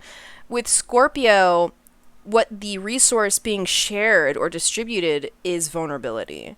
Trust is the resource to a Scorpio moon. A well-developed Scorpio moon is likely it will not exploit your trust. They see their trust in you as a resource that they are giving to you, and that they probably don't expect to get back. It's an investment in you, is their trust. I think healthy Scorpio is a live and let live type of energy. Like very little expectations outside of decency. Right. But an unhealthy Scorpio expects you to give them the world. Like, yeah, I want you your to soul. Unhealthy Scorpio, give me everything. Give literally everything. A healthy Scorpio is, you don't know me anything. Healthy Scorpio is, do what you gotta do. Just stay out of my business. Don't touch my stuff. I think Scorpio moons need to sign a contract going into the moon sign support group of like, so that all of them feel comfortable. They're not signing the contract to hold themselves accountable. It's so that they know everyone else is holding themselves accountable. We all sign this contract. All right. So I guess Sagittarius is next. Mm-hmm. Sagittarius one of the least likely to actually attend the support group. Because they're similar to Taurus Moon in that they're like, everything's fine. Well, it's between them and Aquarius, because Aquarius Moon hates therapy. They despise it. And the Sagittarius Moon hates it just as much. They'll never say it because they don't want to look bad in that regard. I feel like a Sagittarius Moon is the archetype of like, it's like, I don't need therapy. I'm chill. Even though they're like, I'm so depressed and I need help. And they're like, therapy's such a I'm good fine. idea for you, though. Therapy's such a good idea. You should go. Like, you know. But I think there's also the Sag Moon that's like, I actually know a lot of Sag Moons that have gone to therapy and been like, it was helpful. But they were inconsistent with, like, they didn't ever really stay with one therapist. They, like, are shopping. Oh, that You know? stressed me out. I need one. Yeah, I the like Cancer to- in me is like, no, I need one. Just one. I'd like to go back. But then the Gemini Moon is me, is I kind of be like, okay, it's been 6 months, bye. I need a change of pace. And then I'll find another one a few years later. Not me being a hypocrite, talking crap about Sag. So a Sagittarius group of Sagittarius Moons walk into a thing. I feel like this is the Cookie Monster pajamas, dirty t-shirt crew. Hot Cheetos. I think they're going to have it outside, actually. I think it's going to be a mix. I think some of them are going to be the Monster drinkers, the Hot Cheetos, the Cookie Monster slippers, and some of them are going to be in business suits. Some of them are going to be in togas. Some of them are going to be in like dresses, tight dresses. Yeah, there's going to be a diversity. Moo-moos. It's going to be very like they're going to do them, and they're not Yeah. going to care. They do not care about judgment. No, I no, think no, they don't. They you can judge that they will if you judge them, that will only fuel them to be more authentic. They do not care what you think, especially the moon. They're like, if this is comfortable for me, by golly, I'm going to do it. If I'm comfortable going to Walmart in my pajamas, not just like a t-shirt and shorts, but like, no, it's pajamas and I have a nightcap on with like one of those little doily bow thingies at the end, they're going to do it. And if you shame them for it, they're going to do it even harder and be like, oh yeah? I'm just Sagittarius- different. The Sagittarius Moon Sign Support Group is a revolving door at the park. It's an all-day event. Show up whenever you feel like it. Leave whenever you please. There's a few people who are hosting, right? It's a welcome center. Oh my gosh, it's a welcome center. It's a welcome center, but it's outside somehow because they like the open space. I'm Sag Moons picturing love Central Park. It's a Central welcome center Park. in the middle of Central Park, but there's like four different buildings randomly dispersed in Central Park. Because Or the it's a Sagittarius Moons- conservatory. A conservatory. Or a big open tent. It's like a circus with tent. lots of birds. They have lots of birds. There's birds There's and dogs. I don't know to why, pet. but there's birds. There's birds chirping and flying. There's birds or there's An dogs to aviary. pet. Oh yeah, an aviary. A butterfly farm. A zoo. They all meet at the zoo.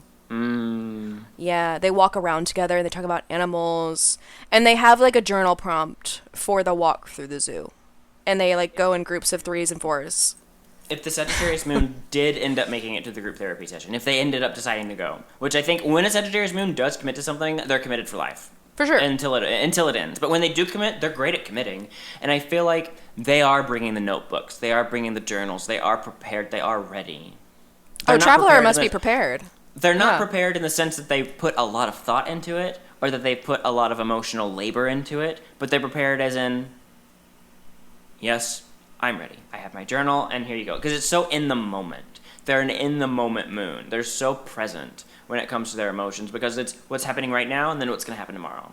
Nothing about yesterday. It's all about right now and slightly about tomorrow. And Yeah. I wouldn't say that this moon is ruminating over the future. I think that would be more Scorpio because they're like, what if I die tomorrow? Whereas Sagittarius Moon is like, I don't know what I'm going to do tomorrow. And Scorpio that's Moon exciting. is obsessing over the past. Obsessing over the past. It's fair. That's fair. And of all the Scorpio Moons that I've spoken to, they try not to talk about the future. They try not to.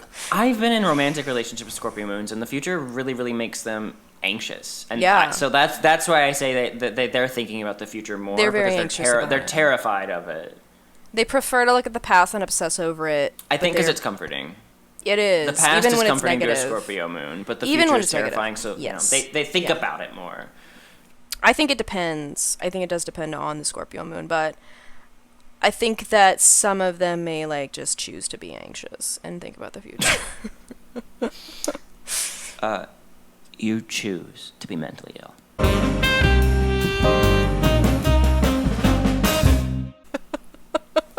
She said it, not me. I'm Anyways, Sagittarius Moon. Sagittarius Moon. They have the journal prompts. They have the things. They talk about anything and everything emotionally. I feel like it's very hard for them to talk about the past pains. They run from their emotions. They don't. First of all, they're avoidant attachment style emotionally. Second, they do not like to go backwards.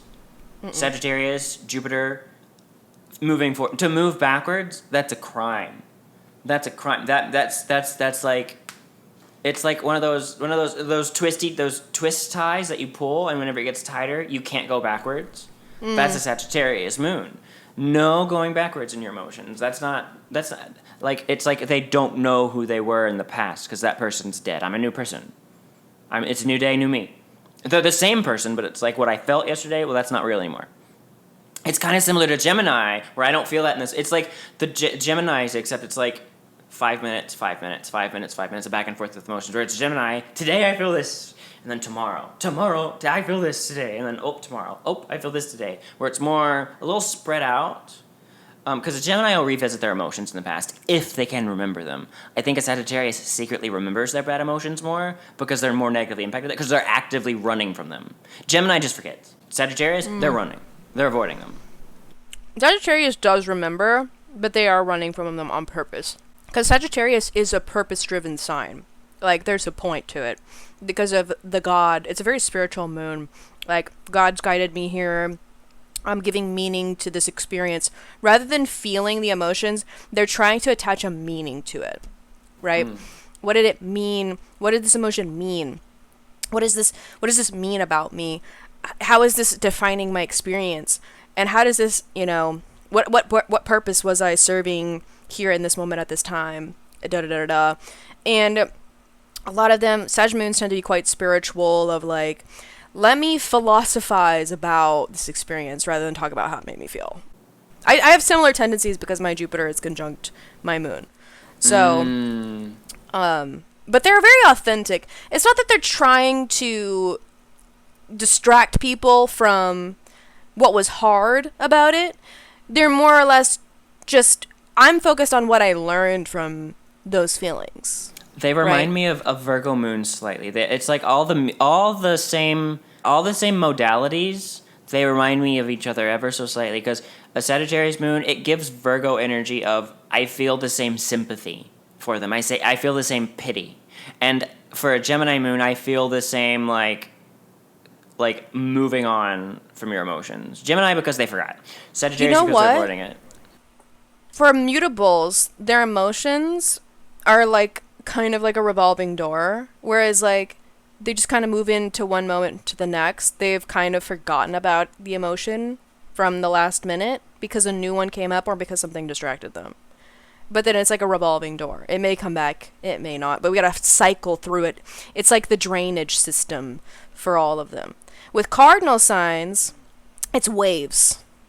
It's all of them experience them in waves. Different forms of waves, different shapes of waves, different rhythms of waves, whatever.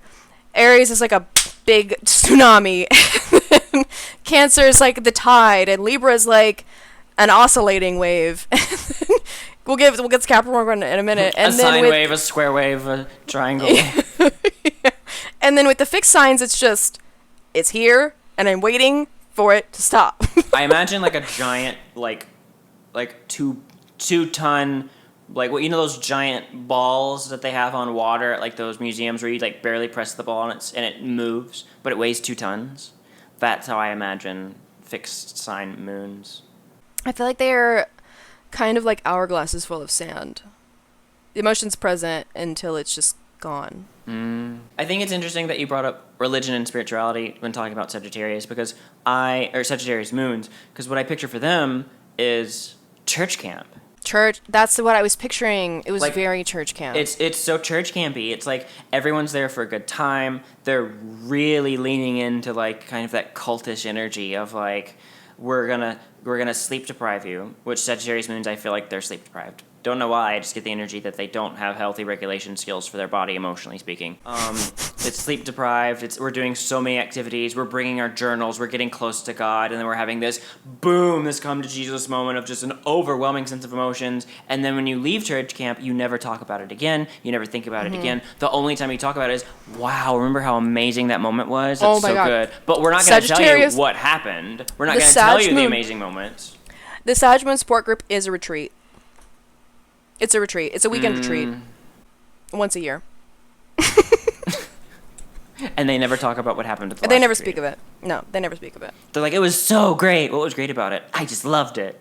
What did y'all talk about? Really I learned deep so things. much. Really deep things, and it really helped me process a lot of stuff. Well, what did you process? I grew close to so many people while I was there. Who? Janet. Just everyone. Who's everyone. Janet? You don't know her. It's fine. Oh, she's the best. Janet's the best.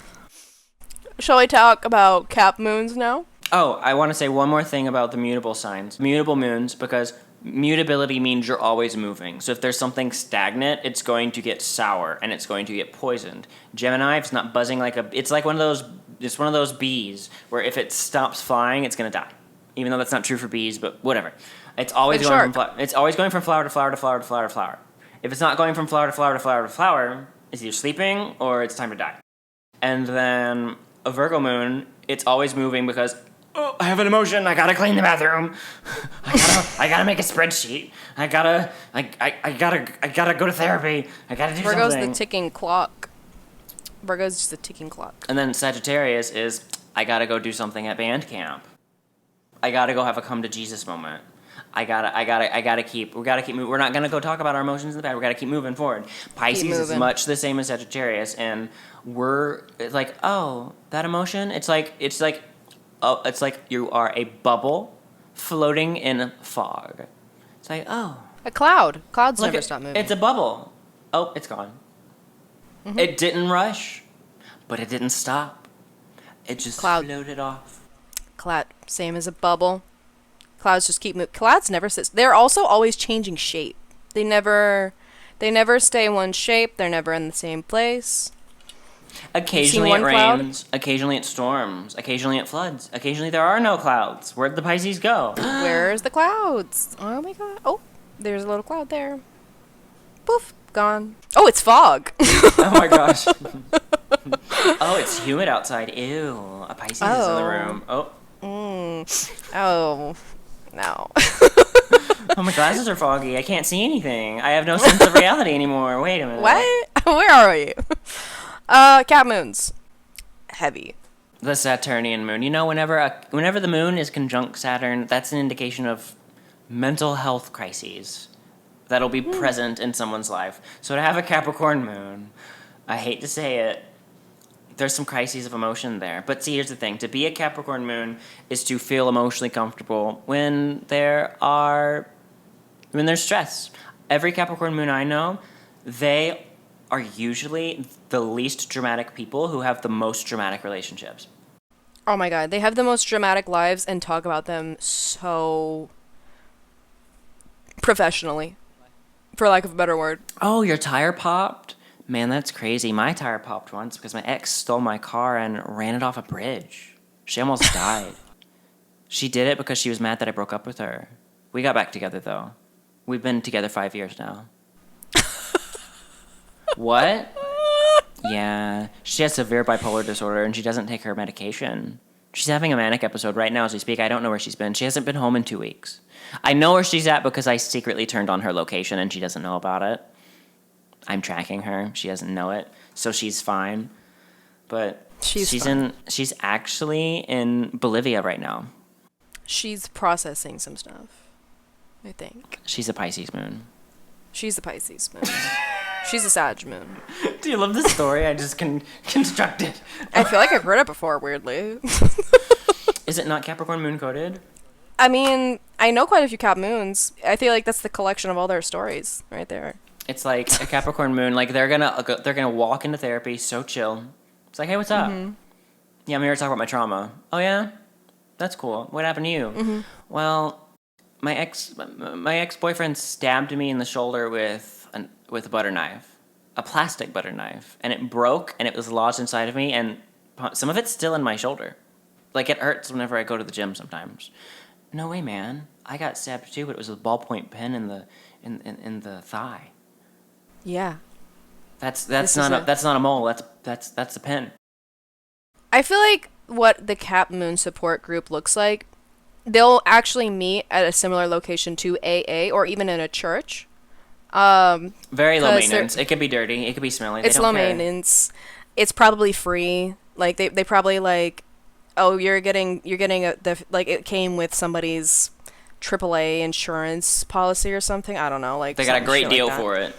Yeah, or it's like where one of them works and like, oh, we have a conference room, we can meet in there. No one's really brought any snacks, like a handful maybe. Most of them just brought their anti-anxiety medication. And are probably going to order some. No, they're definitely not. They brought pocket knives just in case. In case someone needed them to open. They brought their firearms just in case. They're concealed carry all the way. They brought their concealed carry always. They're all actually going to talk about their concealed carries at the opening of the meeting, and then they're going to talk about what happened to them last week. Lots of cowboy boots, even if you're not in Texas. A lot. It's so true, though. Cap moons are going to come in, and they're not going to talk about their feelings, probably. Literally just saying what the reality is kind of enough. Just talking about the situation, period. They don't say how it makes them feel. You know how they feel based on the way they said it. It's and agreed what upon. happened. We understand that you're depressed. We you don't know have to tell how me. you feel because of what you told happened. Like, it's because Capricorn is realistic. It's real life. It's right there in your face. It's unavoidable and unignorable. There's no way to divert. It's obvious, really. Like, that's a normal emotional response to what happened. But they'll act like they did something wrong. You know? It was my fault, or somehow I deserved this kind of energy. Oh my gosh, yes. It's like, yeah, my ex burned down my house. Or my crazy neighbor burned down my house because I asked him to put his dog inside because the barking was keeping me up. And I have to get up early for work, and he burned down my house, so... I mean, it's chill. He's probably having a bad day. Yeah. Yeah, really, though. It was wrong of him to do it. He shouldn't have done it. But, like, it's chill. It's honestly, I think a Capricorn and a Taurus it's that Earth Moon. It's the, you know, it's too much work to care about it. They were probably just having a bad day. I don't care. They burned down my house. Insurance paid for a new one. I'm fine. I survived. My dog didn't, and that kind of sucks. The difference is, I think a Cap Moon really cares about what everyone else thinks. A Taurus Moon doesn't give a shit. A Taurus Moon does not give a shit what you think. Their opinion is more important than yours if they're a Taurus Moon. They'll let you say what your opinion is, but they're like, that does not change my opinion. My opinion is just fine, regardless of yours. If your opinion is negative towards the Taurus Moon, and that negative opinion is negatively impacting the Taurus Moon, then they care. If it doesn't, whatever. Like, if the boss of a Taurus Moon doesn't like them, they're gonna care. Because that's gonna make their life uncomfortable. If a stranger or someone who's an equal or under them has a negative reaction or is judging them, who cares? It's only if it causes a conflict. They just don't want a conflict. A Cap Moon almost expects a conflict, and they were probably trying to prevent it preemptively. They were thinking ahead, right? Because Cap Moon is very time sensitive. Not environmentally sensitive so much, but they're very time sensitive, the timing of things. It was inappropriate to say that at that time.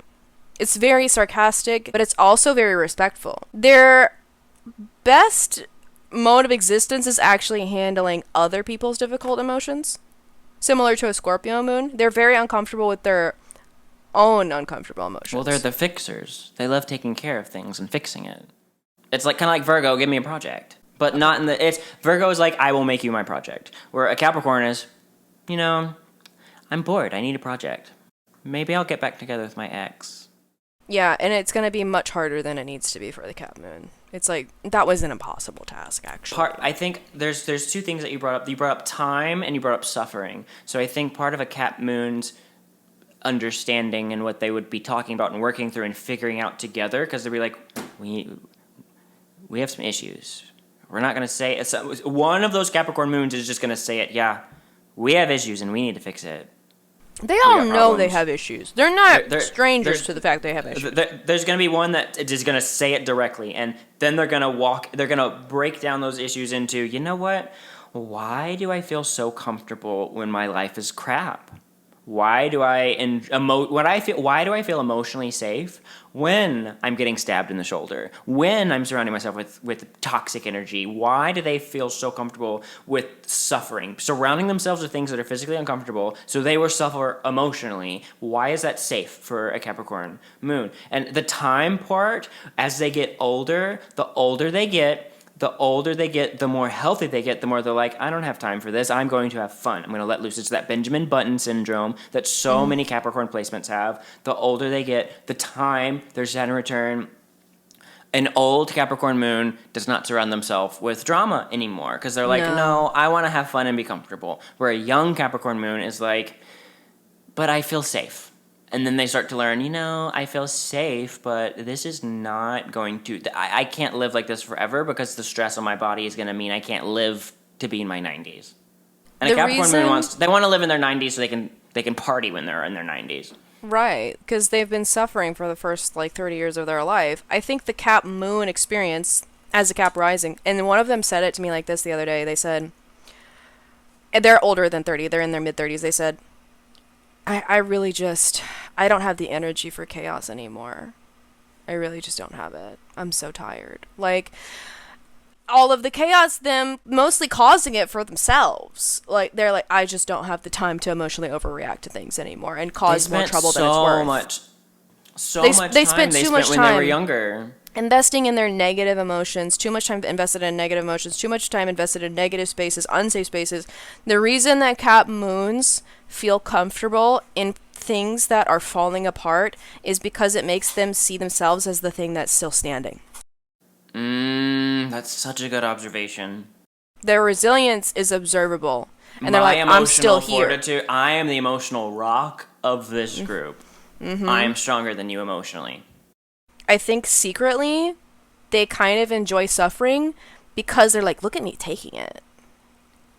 Look at me f***ing taking hit after hit after hit. I think somehow subconsciously they're in that cycle for whatever reason. I think it's different reasons for all of them. Whether it's my dad told me I was weak or something, and my mom didn't hug me enough. So I continue to create hard situations for myself. Did your mom know you wanted a hug? Did you ask for a hug? Did you ask for a hug? Did you do this? No. You literally acted like you were fine and you needed nothing. So your mom probably accidentally neglected you. And then as you got neglected, you were like, I can take this. I'm so tough. And your mom's like, I'm so proud of you. You're so emotionally strong. You're so beautiful. And I love you so much. And probably when they tried to give affection, the Capricorn Moon is like they act like they don't like it. They don't act like they like it. They're like, wasn't good enough. So the mom is like, it wasn't good enough. My child is just so low maintenance. They don't really need me. And then the Capricorn Moon gets bitter and resentful towards the neglect whenever it's like, well, I mean, I'm not blaming a child, but there are some things... I don't think Capricorns get resentful. I think they are just disappointed. The Capricorn Moons... Capricorn Moons who have mommy issues, they're so vocal about it online. Oh my god. So vocal about it. And that's so bitter, so resentful. They're resentful towards the lack of feminine nurture and care. Capricorn energy, that's why Capricorn and Cancer are mommy and daddy. That's why it's like the Cancer is like, Capricorn is so attracted to Cancer energy because Cancer is like, let me mother you. Capricorn is like, I just want to be mommied. Oh, I get it. So I totally get it. The softness, because Capricorn Moon is such a stranger to what is soft. It's soft and wet and I can feel this and it feels good or I can feel anything because Cap is so stoic. To just stay, yeah, that felt like shit, rather than show that it felt like shit. It's the old Western movies where it's like he has a cigarette in his mouth, cowboy boots, a gun. Capricorn Moon is just a cowboy. It's a cowboy. Capricorn Moon is the assassin cowboy, the sheriff who is like, get out of my town, literally killing people. And then he's like, and then he goes home to the sweetest, softest woman who's like, oh, come here. And he's like, get away from me, woman. It's like she's the only one who can touch his heart. She's that Cancer energy is the only one who can touch that Capricorn energy and be like, no, you need love too. I made you a casserole. Let me massage your back. Come have a bubble bath with me with rose petals floating in the water. And the Capricorn Moon's like, and then they get in there and they love it more than the Cancer liked it. No, they really do. They really do. Every Cap Moon that I know has a partner that tends to be very expressive, very emotional, or stoic in the softest way, like a Taurus, where it's just like sensual and it's sweet and everything's just. No, it doesn't have to be complicated. Just come have a seat. We'll have a cup of tea and we'll just watch your favorite television show. It'll be all right. You know, they're there. Like they want little that. one. When the front door is locked and the bedroom door is also locked, the Capricorn Moon is the little spoon. They just want to cuddle. Cap Moon activity is everyone hugs at the end of the meeting. The closer you get to a Cap Moon and the more comfortable they feel with you, I've noticed this with my Capricorn Moon friends. They love hugs. They crave it. And they will randomly tell you the fact, did you know that people need 7 hugs a day? Yeah, and they'll do that. And then they won't necessarily initiate. Like they'll have some alcohol, they'll get a little drunk, and then they'll be like, did you know you need 7 hugs a day? And then they'll hug you. Or they'll be like, my favorite thing is when a Cap Moon gets a little drunk, a little high, and they're like, I just missed you so much. I really needed this conversation. Like, they'll be so f***ing real with you.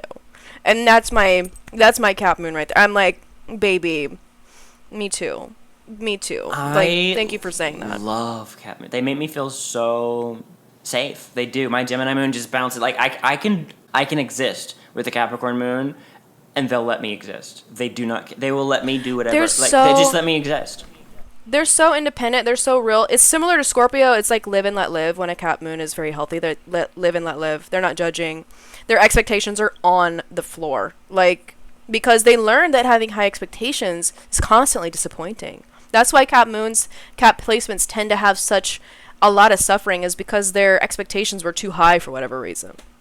They hold themselves to a very high standard. They also need to recognize in the meeting, like, they need a mantra. They need to say it. They need to, like, do almost a pledge of allegiance. Not the contract that Scorpio does, but they need a pledge of allegiance of some kind at the beginning of every meeting where it's like, I will not recognize myself as a failure, but as a work in progress, or something like that. And just to state it. They have to say the thing. Their pledge. Yeah. They got to pray before. The pledge. They got to say the pledge of allegiance, and then they got to say the pledge of the Capricorn Moon. And then the meeting proceeds. They don't necessarily need a talking stick. They all hold hands at the end. I think it's a hug. I think it's like hugs. We pass out hugs. Or high fives. Maybe they start out high fives. But they do it in a way to where it's like, this is just what we got to do. It's a part of the process. It's part of the process. You just got to hug. Like, they're not going to make a big deal. It's like, hug. It's the responsibility. You got to check it off. It's what you do. Yeah, we got to check our boxes. They're never going to say they love it. It's like, we got to hug. It's part of the process. We wrote it in so no one had to say how much they loved it. That's why we wrote it in. I want to go to the Cap Moon. I want to go to the Cap Moon meeting.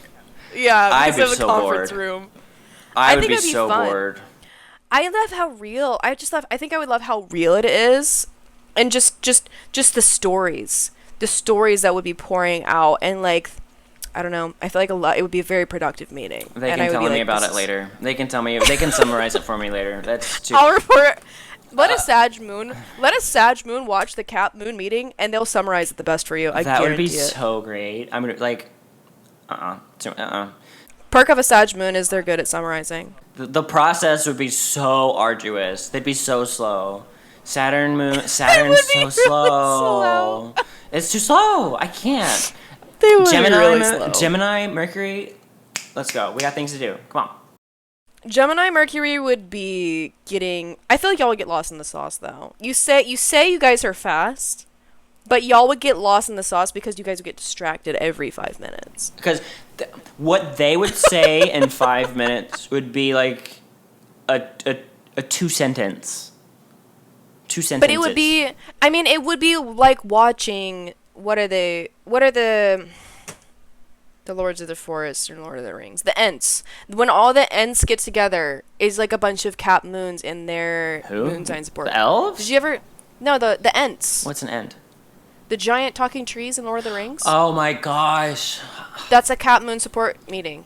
Moon sign support group. Hobbits are Geminis. You can't persuade me otherwise. And I'm not persuading. That is what they are. the twins, literally the two twins who were hanging out with the. I feel that.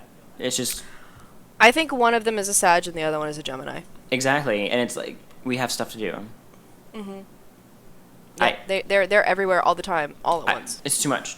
I can't do it. And then they're like Capricorn the Ents. Moon. They're like, you need to decide. Can you hurry up? There's a war happening right now, and they're like, we are taking our time. Literally, I adore Capricorn Moons. They're some of my favorite people. I love them. My closest friends have Capricorn Moons. But in this context, no thanks. But the conversation would be so linear. Like, it would go from one thing to another. We're making clear progress. No, thank you. Linear? No, please. I think I would love how organized it is. That's not organized. That's narrow. Linear is organized. It's chronological. I like. It's a form of organization. It's a structure. Give me a pattern. Give me a jigsaw puzzle. There's structure. Yeah, but I just like the Capricorn structure. There's nothing wrong with that. Oh my gosh. I'm a Cap rising. What do you want from me? I feel like I'd be really good at running the meeting, but not participating in it. Then I could take the responsibility off of all of them so they can just have their feelings. Well, I love like, my 5th house is Capricorn. The way I organize my creative endeavors is very Capricorn coded. Like, we need to really get it together. But emotionally speaking, love timelines. I love timelines. But if we're just going to be talking about emotions, no, I don't have time for that. I'm bored. Not with you, Capricorn Moon, just the way in which you present it. If it's one-on-one Capricorn Moon, I will be your best. If you're my best friend, tell me. Bring it. I will sit here. I will get my fidget toys and I will play with them for the whole 45 minutes. You're telling me the one emotional story about how you had this one encounter with your mom. The one thing I will say about Cap Moons is they tend to do similar things to Cancer Moons where they will talk about the same thing over and over and over again. It's like, so the Saturn is the block. You know, it's a blockage. It's an obstacle. That your emotion is the obstacle. And you're having a hard time getting over it. For whatever, like, you're letting it be an obstacle. When I love you, I can sit through it. But, like, just in general, though, it is work for me to sit through the musings of a Capricorn Moon if they don't have other fast placements. If they don't have other placements that help them get the point across in a efficient way. Because it's not that Capricorn is inefficient, they're just slow. And to Gemini, efficiency is speed. To Capricorn, efficiency is slow. So there's a very different expectations there. Capricorn hates wasting movement. I hate wasting energy. Time, I hate... Well, see, the thing is, you could say a Capricorn places hate wasting time, but... They waste the most time. But they waste the most time. Because it's that they feel whatever use of their time is the thing that is not wasting. Like, however they're using their time is what is valuable to them. So they don't see it as a waste of time. Like, I'm late everywhere, basically. I'm a Cap rising with Saturn. Like, I am late everywhere. But I am constantly telling people, don't waste my time. On that note, so an Aquarius Moon, I feel like they're just not in therapy. We're gonna pretend they went to therapy. We're gonna pretend that they're in the group therapy. It's not a group therapy. It's a pass the joint session, and they're playing Mario. Yeah. I think they just need to get together in a casual, small group setting. It can be at somebody. I think at somebody's house would probably be really good for an Aquarius Moon because it's like the unprompted, unplanned group of friends who've known each other forever. That just like, oh, what are you doing? Oh, I'm going to so and so's house. Okay, cool. I'll just call them and then we'll come over and let's order pizza, pass a joint, and watch movie. And then it turns into a therapy sesh because they dropped acid. Yeah. Yeah. No, they don't really have to. If they're just all kind of existing in the same space to relax, where they're all allowed to be autonomous, no one has power in any situation. It is a council kind of meeting. The council of the Aquarius Moon. the Council of the Aquarius Moon, it's very like, this could also have an arts and craft thing. Like, we're all coming over to do this one craft, right?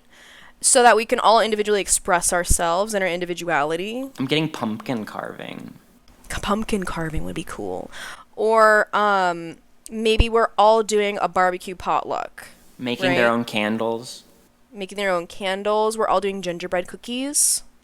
Something like that. It needs to be kind of simple, you know. Or they're all going to, I think this would be perfect for Aquarius moons, is going to an animal shelter as a group.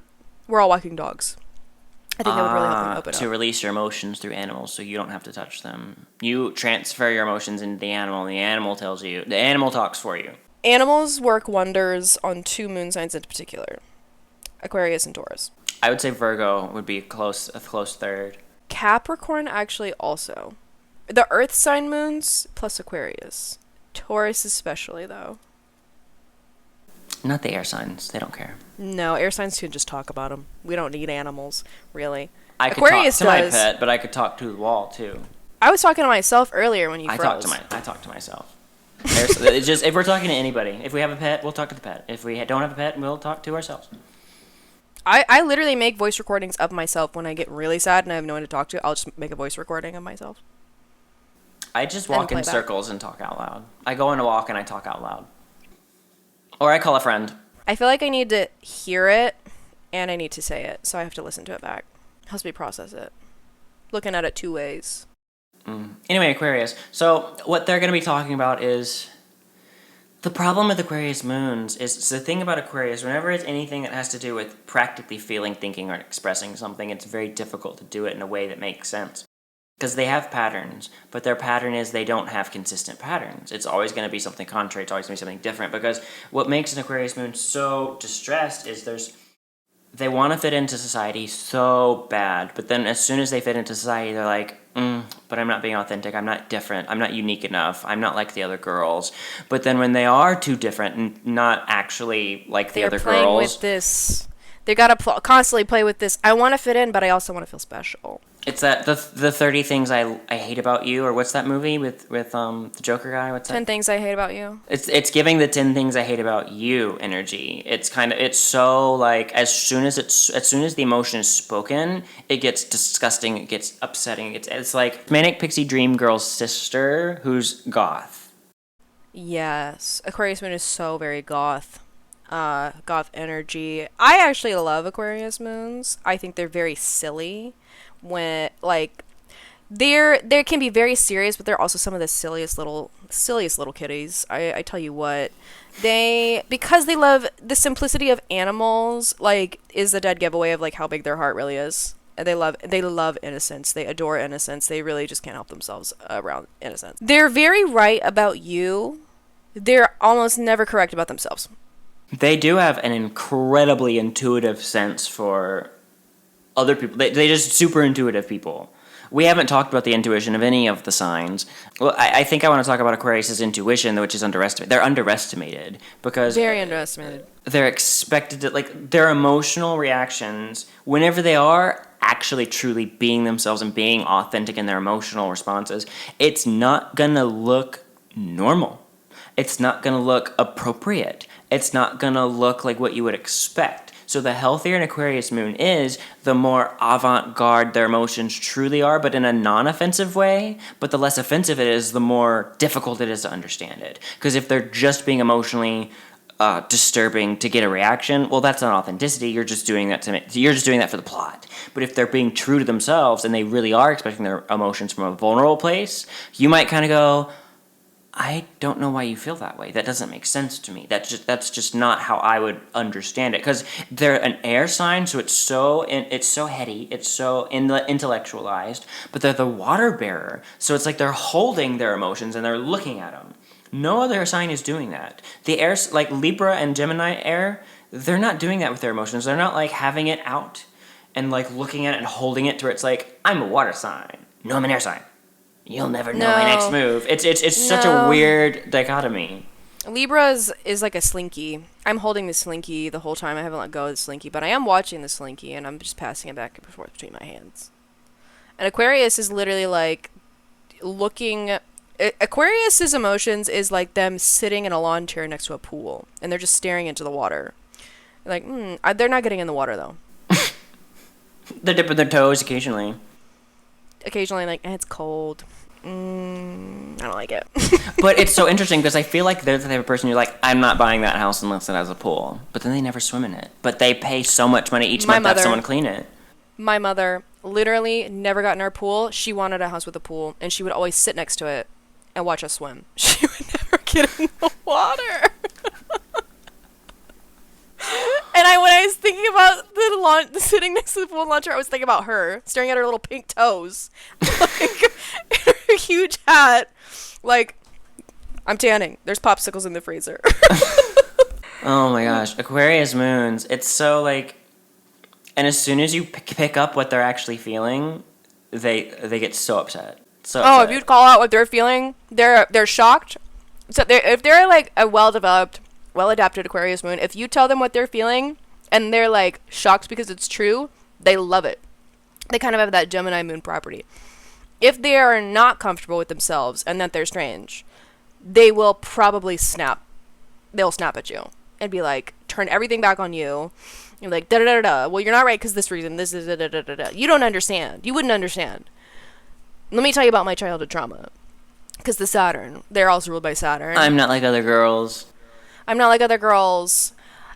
But I was daddy's special little girl, you know? Like, Aquarius moons tend to have this thing with their fathers. Being, like, wanting to be daddy's girl really bad. Like, kind of, it's like this odd relationship with the father of, like, really wishing they were daddy's girl, or they were daddy's girl, but they wish they were mommy's girl. It's like, they weren't loved by someone, but they were special to someone else. You know? It's like they were somebody's special little flower, but they wished they were this other person's special little flower, and they're constantly in denial about the other one. Like, but I feel like no, if they were to become that, I want to be this person's flower. As soon as it happens, it changes. I want to be someone else's flower. No. Yeah, no. Once you're in love with her, they're like, no. Like, go away.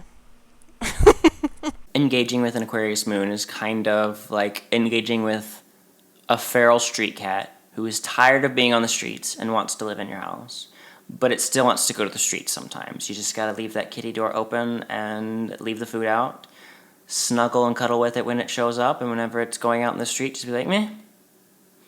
Now, I'm not, this is emotionally, metaphorically, I'm not endorsing a neglectful partner. I'm not saying accept the love when they choose to give it, because something that Aquarius is notoriously known for is they're inconsistent in whenever they show affection and love. They'll love bomb you, and then they'll retreat, and they'll give you affection, and then when they're not in the mood, they just stop giving you affection. And it can be unhealthy and inconsistent, so I'm not endorsing the toxic behavior associated with Aquarius archetype, especially whenever it is neglectful. But at the same time, to let an Aquarius moon process their emotions in a way that's authentic for them is to let them be weird and inconsistent. Because I think something that air sign moons can all relate to is inconsistency, or the perception of inconsistency. And Gemini is not inconsistent, they are consistent. I'm going to feel this, 5 minutes later I'm going to feel something completely different. Libra moon, I feel this. 5 minutes later, I was also feeling this at the same time, and I'm just now comfortable to say it. Aquarius, I feel this, but they don't actually feel that. And it changed, and then it's swapped, and it's like, you can't really pin it down. You can pin it down by saying it's going to be randomized, and it's truly inconsistent in a way that is potentially, if it's healthy, it's an inconsistency of different types of neutral and good emotions rather than neutral negative emotions, or even negative positive. It's an engaging inconsistency versus a destructive. I think a healthy Aquarius's moon emotion relation isn't that their emotions are inconsistent, it's that they're atypical. Their reactions to things, like where someone may normally feel sad, they're frustrated. Or maybe it's fear. Or maybe whenever they should feel happy, Like, where most people would feel happy and satisfied, they feel melancholy. Or they feel a little overstimulated or something. That's Something a really like- good way to word it. So it's like, it's a consistent, because emotions tend to be quite natural. And I think the moon in its nature is pretty predictable. And it's repetitive. It's the most, we see the repetition of the moon in the zodiac the most.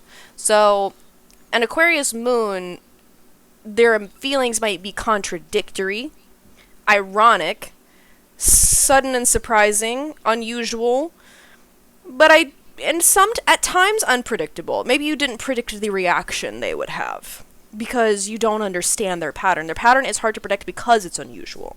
When you find the pattern of an Aquarius, it's very predictable. I think it's very but predictable. I think it takes a lot of effort because every Aquarius is slightly different. You just know that if 1 + 1 = 2, an Aquarius is going to be 1 + 1 = 3, or 4, or 5, or 6, and there's lots of numbers to choose from. And so that's the hard part about the Aquarius, is they all have their own slightly little pattern, but you know it's going to be different. And Right. as you start to hone in on their patterns, then they become incredibly predictable because that individual Aquarius energy is always going to be the same. They're Right. like you know exactly like when you'll see, like you figure out that feral street cat's patterns of they don't like the sound of the door when it slams, and so every time the door slams, out the door. But they don't mind the vacuum cleaner. Right. But then another cat hates the vacuum cleaner, doesn't care about doors. It's inconsistent for I think the variations of what make it to where you can't just pinpoint an Aquarius moon down to be like, it's this specific thing in this. Like, not every Aquarius moon is going to feel melancholy when they should feel sad. Or when they should feel happy. Mm-hmm. So not every Aquarius moon is going to feel frustrated when they should feel sad. And I say the word should, which that's the thing with Aquarius moon. They're like, I shouldn't feel anything. I can feel whatever I want to feel. There is and no so when should I feel. use the word should, it's like if someone you love passes away, you should feel sad.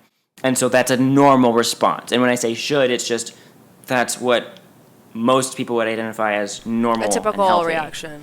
A typical reaction. And if you don't have that reaction, there might be something wrong with you, emotionally or mentally. If something happens to you where you don't have a typical response, there might be something going on there. That's just like for example, like if I punch you and you don't bruise, something's wrong.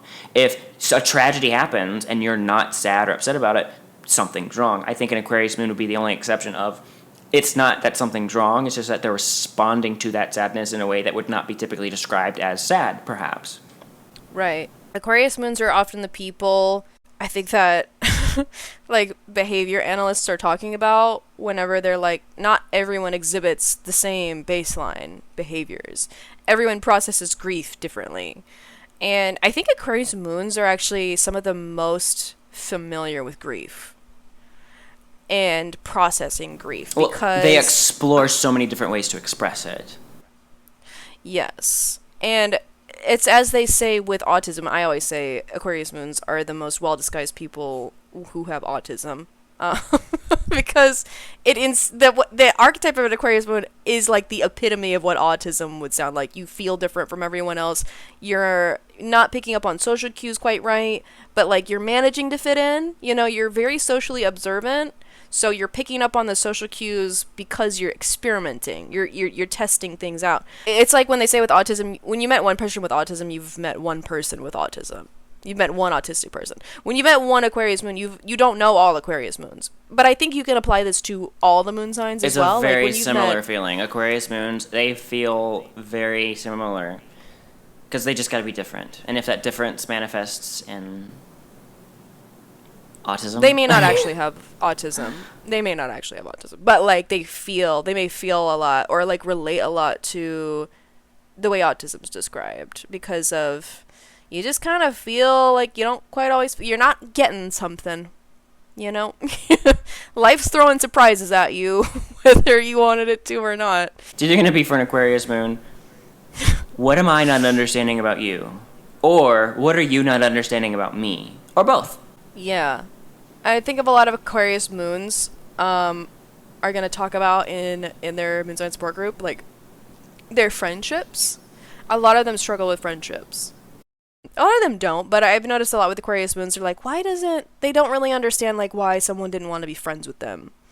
Or like why wasn't this clicking? Like wasn't this experience strange?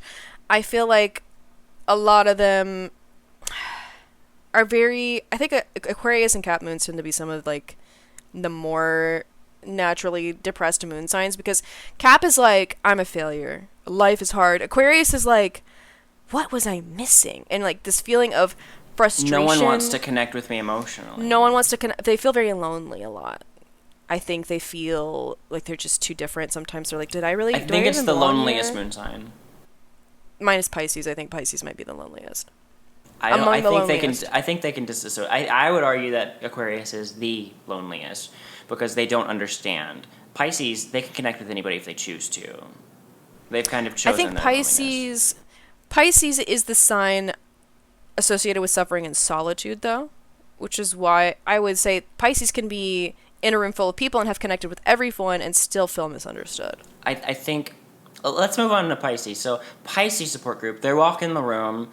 They look like they're on the verge of tears, all of them, even if they're happy. Their eyes are glassy. They're all like, we know what we're gonna say. There's this acknowledgement of like, they have their elf bars. All of them got their elf bars. Puff of smoke. They're literally the mist archetype. That room is misty. That room is misty. Misty-eyed. Misty-eyed. Maybe the environment is they literally bring a fog machine.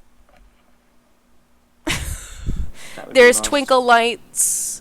They've really curated the vibe. There's music playing in the background. It's binaural beats, probably. There's sad music playing in the background. Made by made by a Pisces moon. Something of that nature. Maybe they're all just kind of singing or humming together.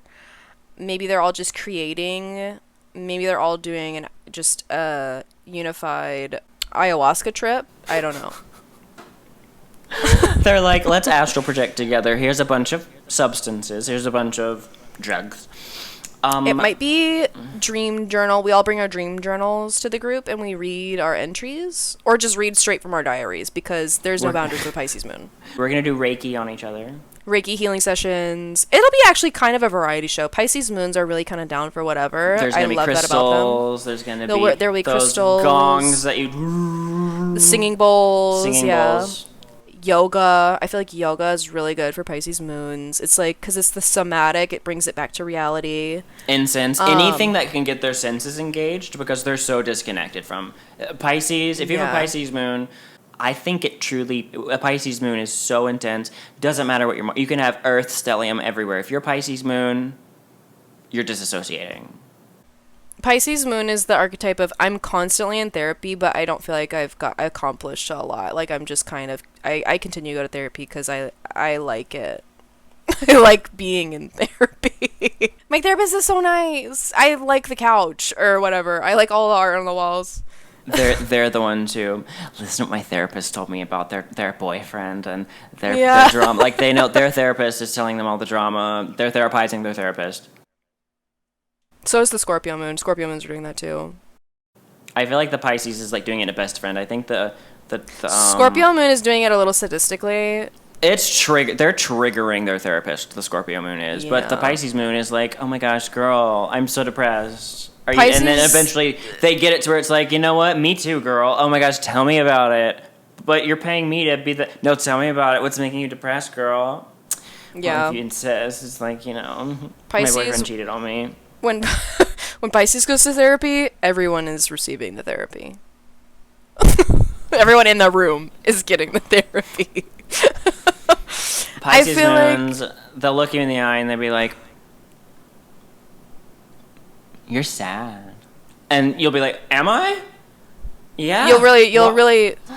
Am I sad? And you're like, maybe I am. Yeah. How did you know? Yes, they're like, yesterday I was feeling a little melancholy and wondering why I do my job. God told me. I had a dream about you the other night. They're like, your face looks so familiar. I think I've... They're gonna go to Walmart, and they're gonna be in line at Walmart, disassociating, and then they're gonna like lock eyes with a stranger, walk up to them and said, "You were a fish in your past life. And you're trying to overcompensate for the fact that you swam into brackish water and died before your time. You didn't get to go to your school. You lost your school. And your life mission now is to find your school. Okay, bye. A Pisces moon will legit walk up to you, like, when you're at an event and be like, you should go into jewelry making, and then walk off. And you're like, they're right. Why haven't I thought of that before? or they're going to look to you and go, yeah, that business that you want to open, it's going to thrive. How did you know I was thinking about opening up an LLC? What the heck? Get out of... What the hell? Get out of here. The Scorpio can do that, but that's because they were like hacking your computer, hiding in your closet, watching you. The Pisces watching did it. you The for the last 30 Pisces did minutes. it. The Pisces did it because they just... How did they know? God said so. They felt it in their soul. The emotional reaction of Pisces is to feel all. To feel all. They're feeling it all the time, everywhere, all at once. Their feelings is what gives them... Their feelings are the things that give them information. Yes. And they're also feeling nothing at the same time. Do they know what they're feeling? Absolutely not. But do they know what they're feeling? Yes, they can give you like a 20-page essay on this one emotion. Like, what do you feel right now? I'm feeling happy. And here's a 20-page essay on why and how and where and when and why. And then it kind of divulges into like the archetype of happiness. And then it goes into the opposite of happiness, which is sadness. And then it says the origin of sadness. And it's just a rabbit trail of how did we end up talking about A Pisces the moon mysteries of the world. often feels like a Libra moon, I think, where they feel very misunderstood. And when you ask them how they feel, they might actually be quite dishonest with you. Not because they're afraid that you won't like them. It's because they don't know how to explain it, really. They're just telling you what's easy. Or they don't realize they're just telling you what's easy to say right now. Like, what would be obvious to this person? I'll just say this. What was the first thing that came to my mind? I'm bored. Like, they'll just rattle off something. Because if they actually tried to tell you, it would come out in an interpretive dance. Like, How do you put to words whenever emotionally, what you're feeling emotionally is connected to the oneness of the cosmos? They're like, I feel... How do you put to words that emotion? I feel space. I feel... It's like how do you feel... Silver rose. Silver rose. Like, what? It's like the so one... when you watch a comedy, what does it make you feel? Periwinkle. Says color. It's like, are you hungry? What are you in the mood for? I'm in the mood for camaraderie. Glass, but ocean glass. And I'm hungry for potassium. What are your emotions right now? They're in my teeth. There's a beat in my teeth. It's like music. I don't know. So what are you hungry for? You know what? Actually, I was thinking about a song the other day that would really help you understand what I'm hungry for. What do you want to eat? The Capricorn Moon's like, what do you want to eat? The Virgo Moon, tell me, what do you want me to, where do you want to go eat? The Cancer Moon and the Taurus, what do you want me to cook for you? Actually, hold on. There's this TikTok, and it's so funny. It's so funny, this TikTok. And it's like a cat falling down some stairs. This is what I want to eat. The cat? No, the feeling that this invokes in you is this is what I'm in the mood for. What? I don't understand. Can you be more specific? Okay, I can be more specific. So the feeling this invokes is a strong feeling that I feel in my knees, my left kneecap, a little more than my right kneecap, and it reminds me of the smell of lavender, but it's like the taste of Poseidon. What do you mean Poseidon? You don't imagine a flavor. You don't imagine a flavor whenever you think of Poseidon, the god Neptune? Pisces Moon is the definition of synesthesia. In a nutshell, that's a Pisces Moon. What are you feeling? All forms of synesthesia. A sense. I am feeling something. I feel something. How do I express? I don't know. I feel something, and it's everything. It's going everywhere. Everything everywhere all at once. That movie, Pisces Moon.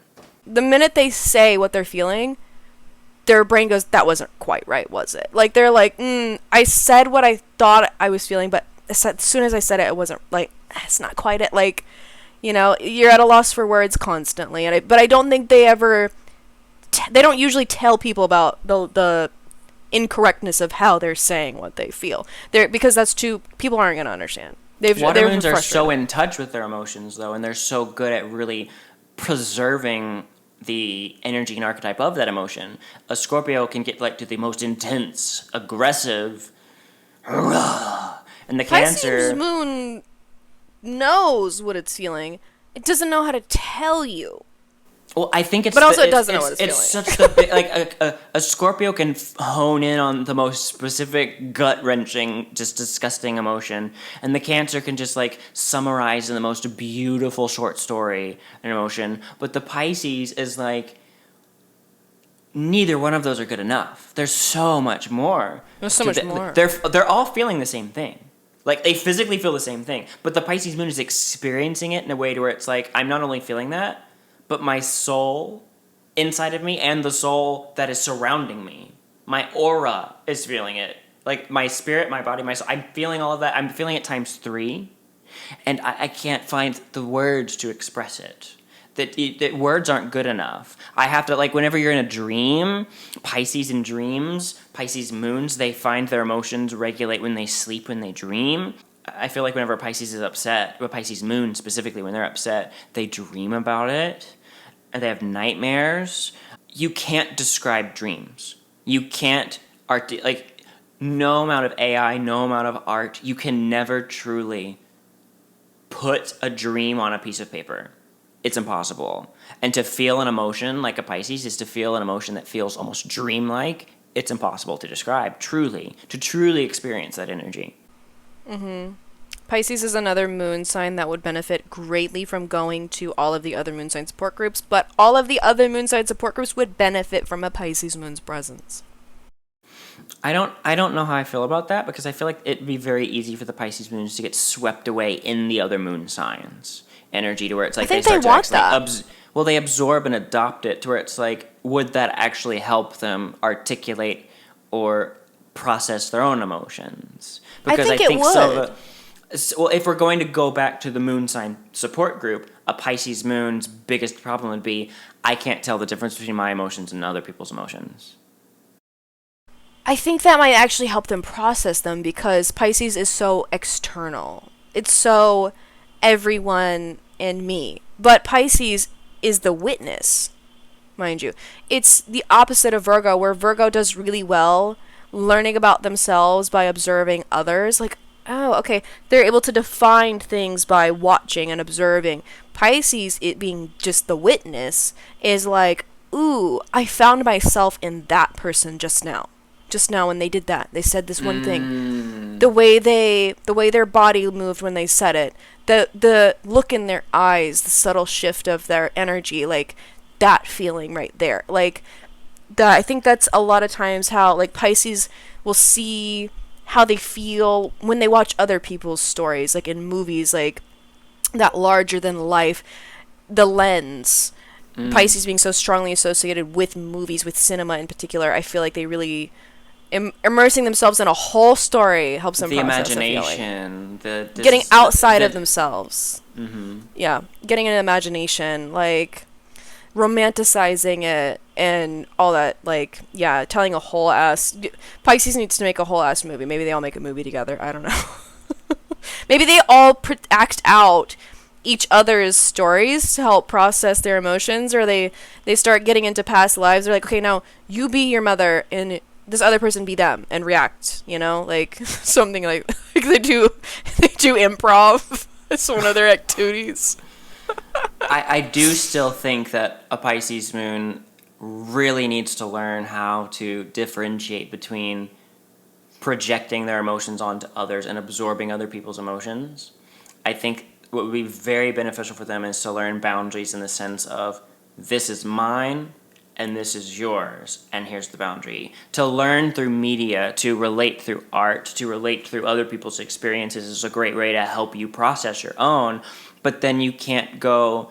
It's such a fine line and slippery slope of healthy empathy, healthy perspective of living through to help see myself, and then a downhill snowball of you're in a mental hospital now because you've completely broke. Your psyche, your emotions completely snapped. Yeah. That's interesting. Pisces Moons are so interesting. Their biggest gift is their biggest struggle, in my opinion. Oh, yeah. That's just the... That's the paradox of being a Pisces. Piscean stuff is always a paradox. Like, your suffering is your healing. Your presence is your absence. Like, all these kinds of things. Like, so easy for you to astral project, but if you do it in a way that is ever so slightly unhealthy, mental snap, spiritual psychosis. Mm-hmm. We need a Cap Moon in the room of the Pisces Moon Sign Support Group. They'll all start ascension together and leave their bodies, I think. Like, we need a Cap Moon in there. Or Aquarius Moon or some Let's wrap it up. What do we need to say? So, all that to say, every single moon sign would benefit from therapy. I'm the Astrology Boy. And I'm Zyla Bones, and I hope this video maybe felt like a little bit of therapy for you. You can find us, each of us, on TikTok. You can find me at Zyla Bones on TikTok, and you can find you at the Astrology Boy. At the Astrology Boy on TikTok. And let us know down below if you have another support group idea for us based on a planet, based on an archetype, maybe an aspect, something astrology related. Also check out our other videos. We're doing astrology movie reviews, and just let us know if you have any topic related to astrology that we can contextualize in astrology, so we can all have fun and learn together, make you part of the conversation. Subscribe. Like, comment, and subscribe. Yes. And we'll see you in the next video. Peace out, Boy Scout. Bye.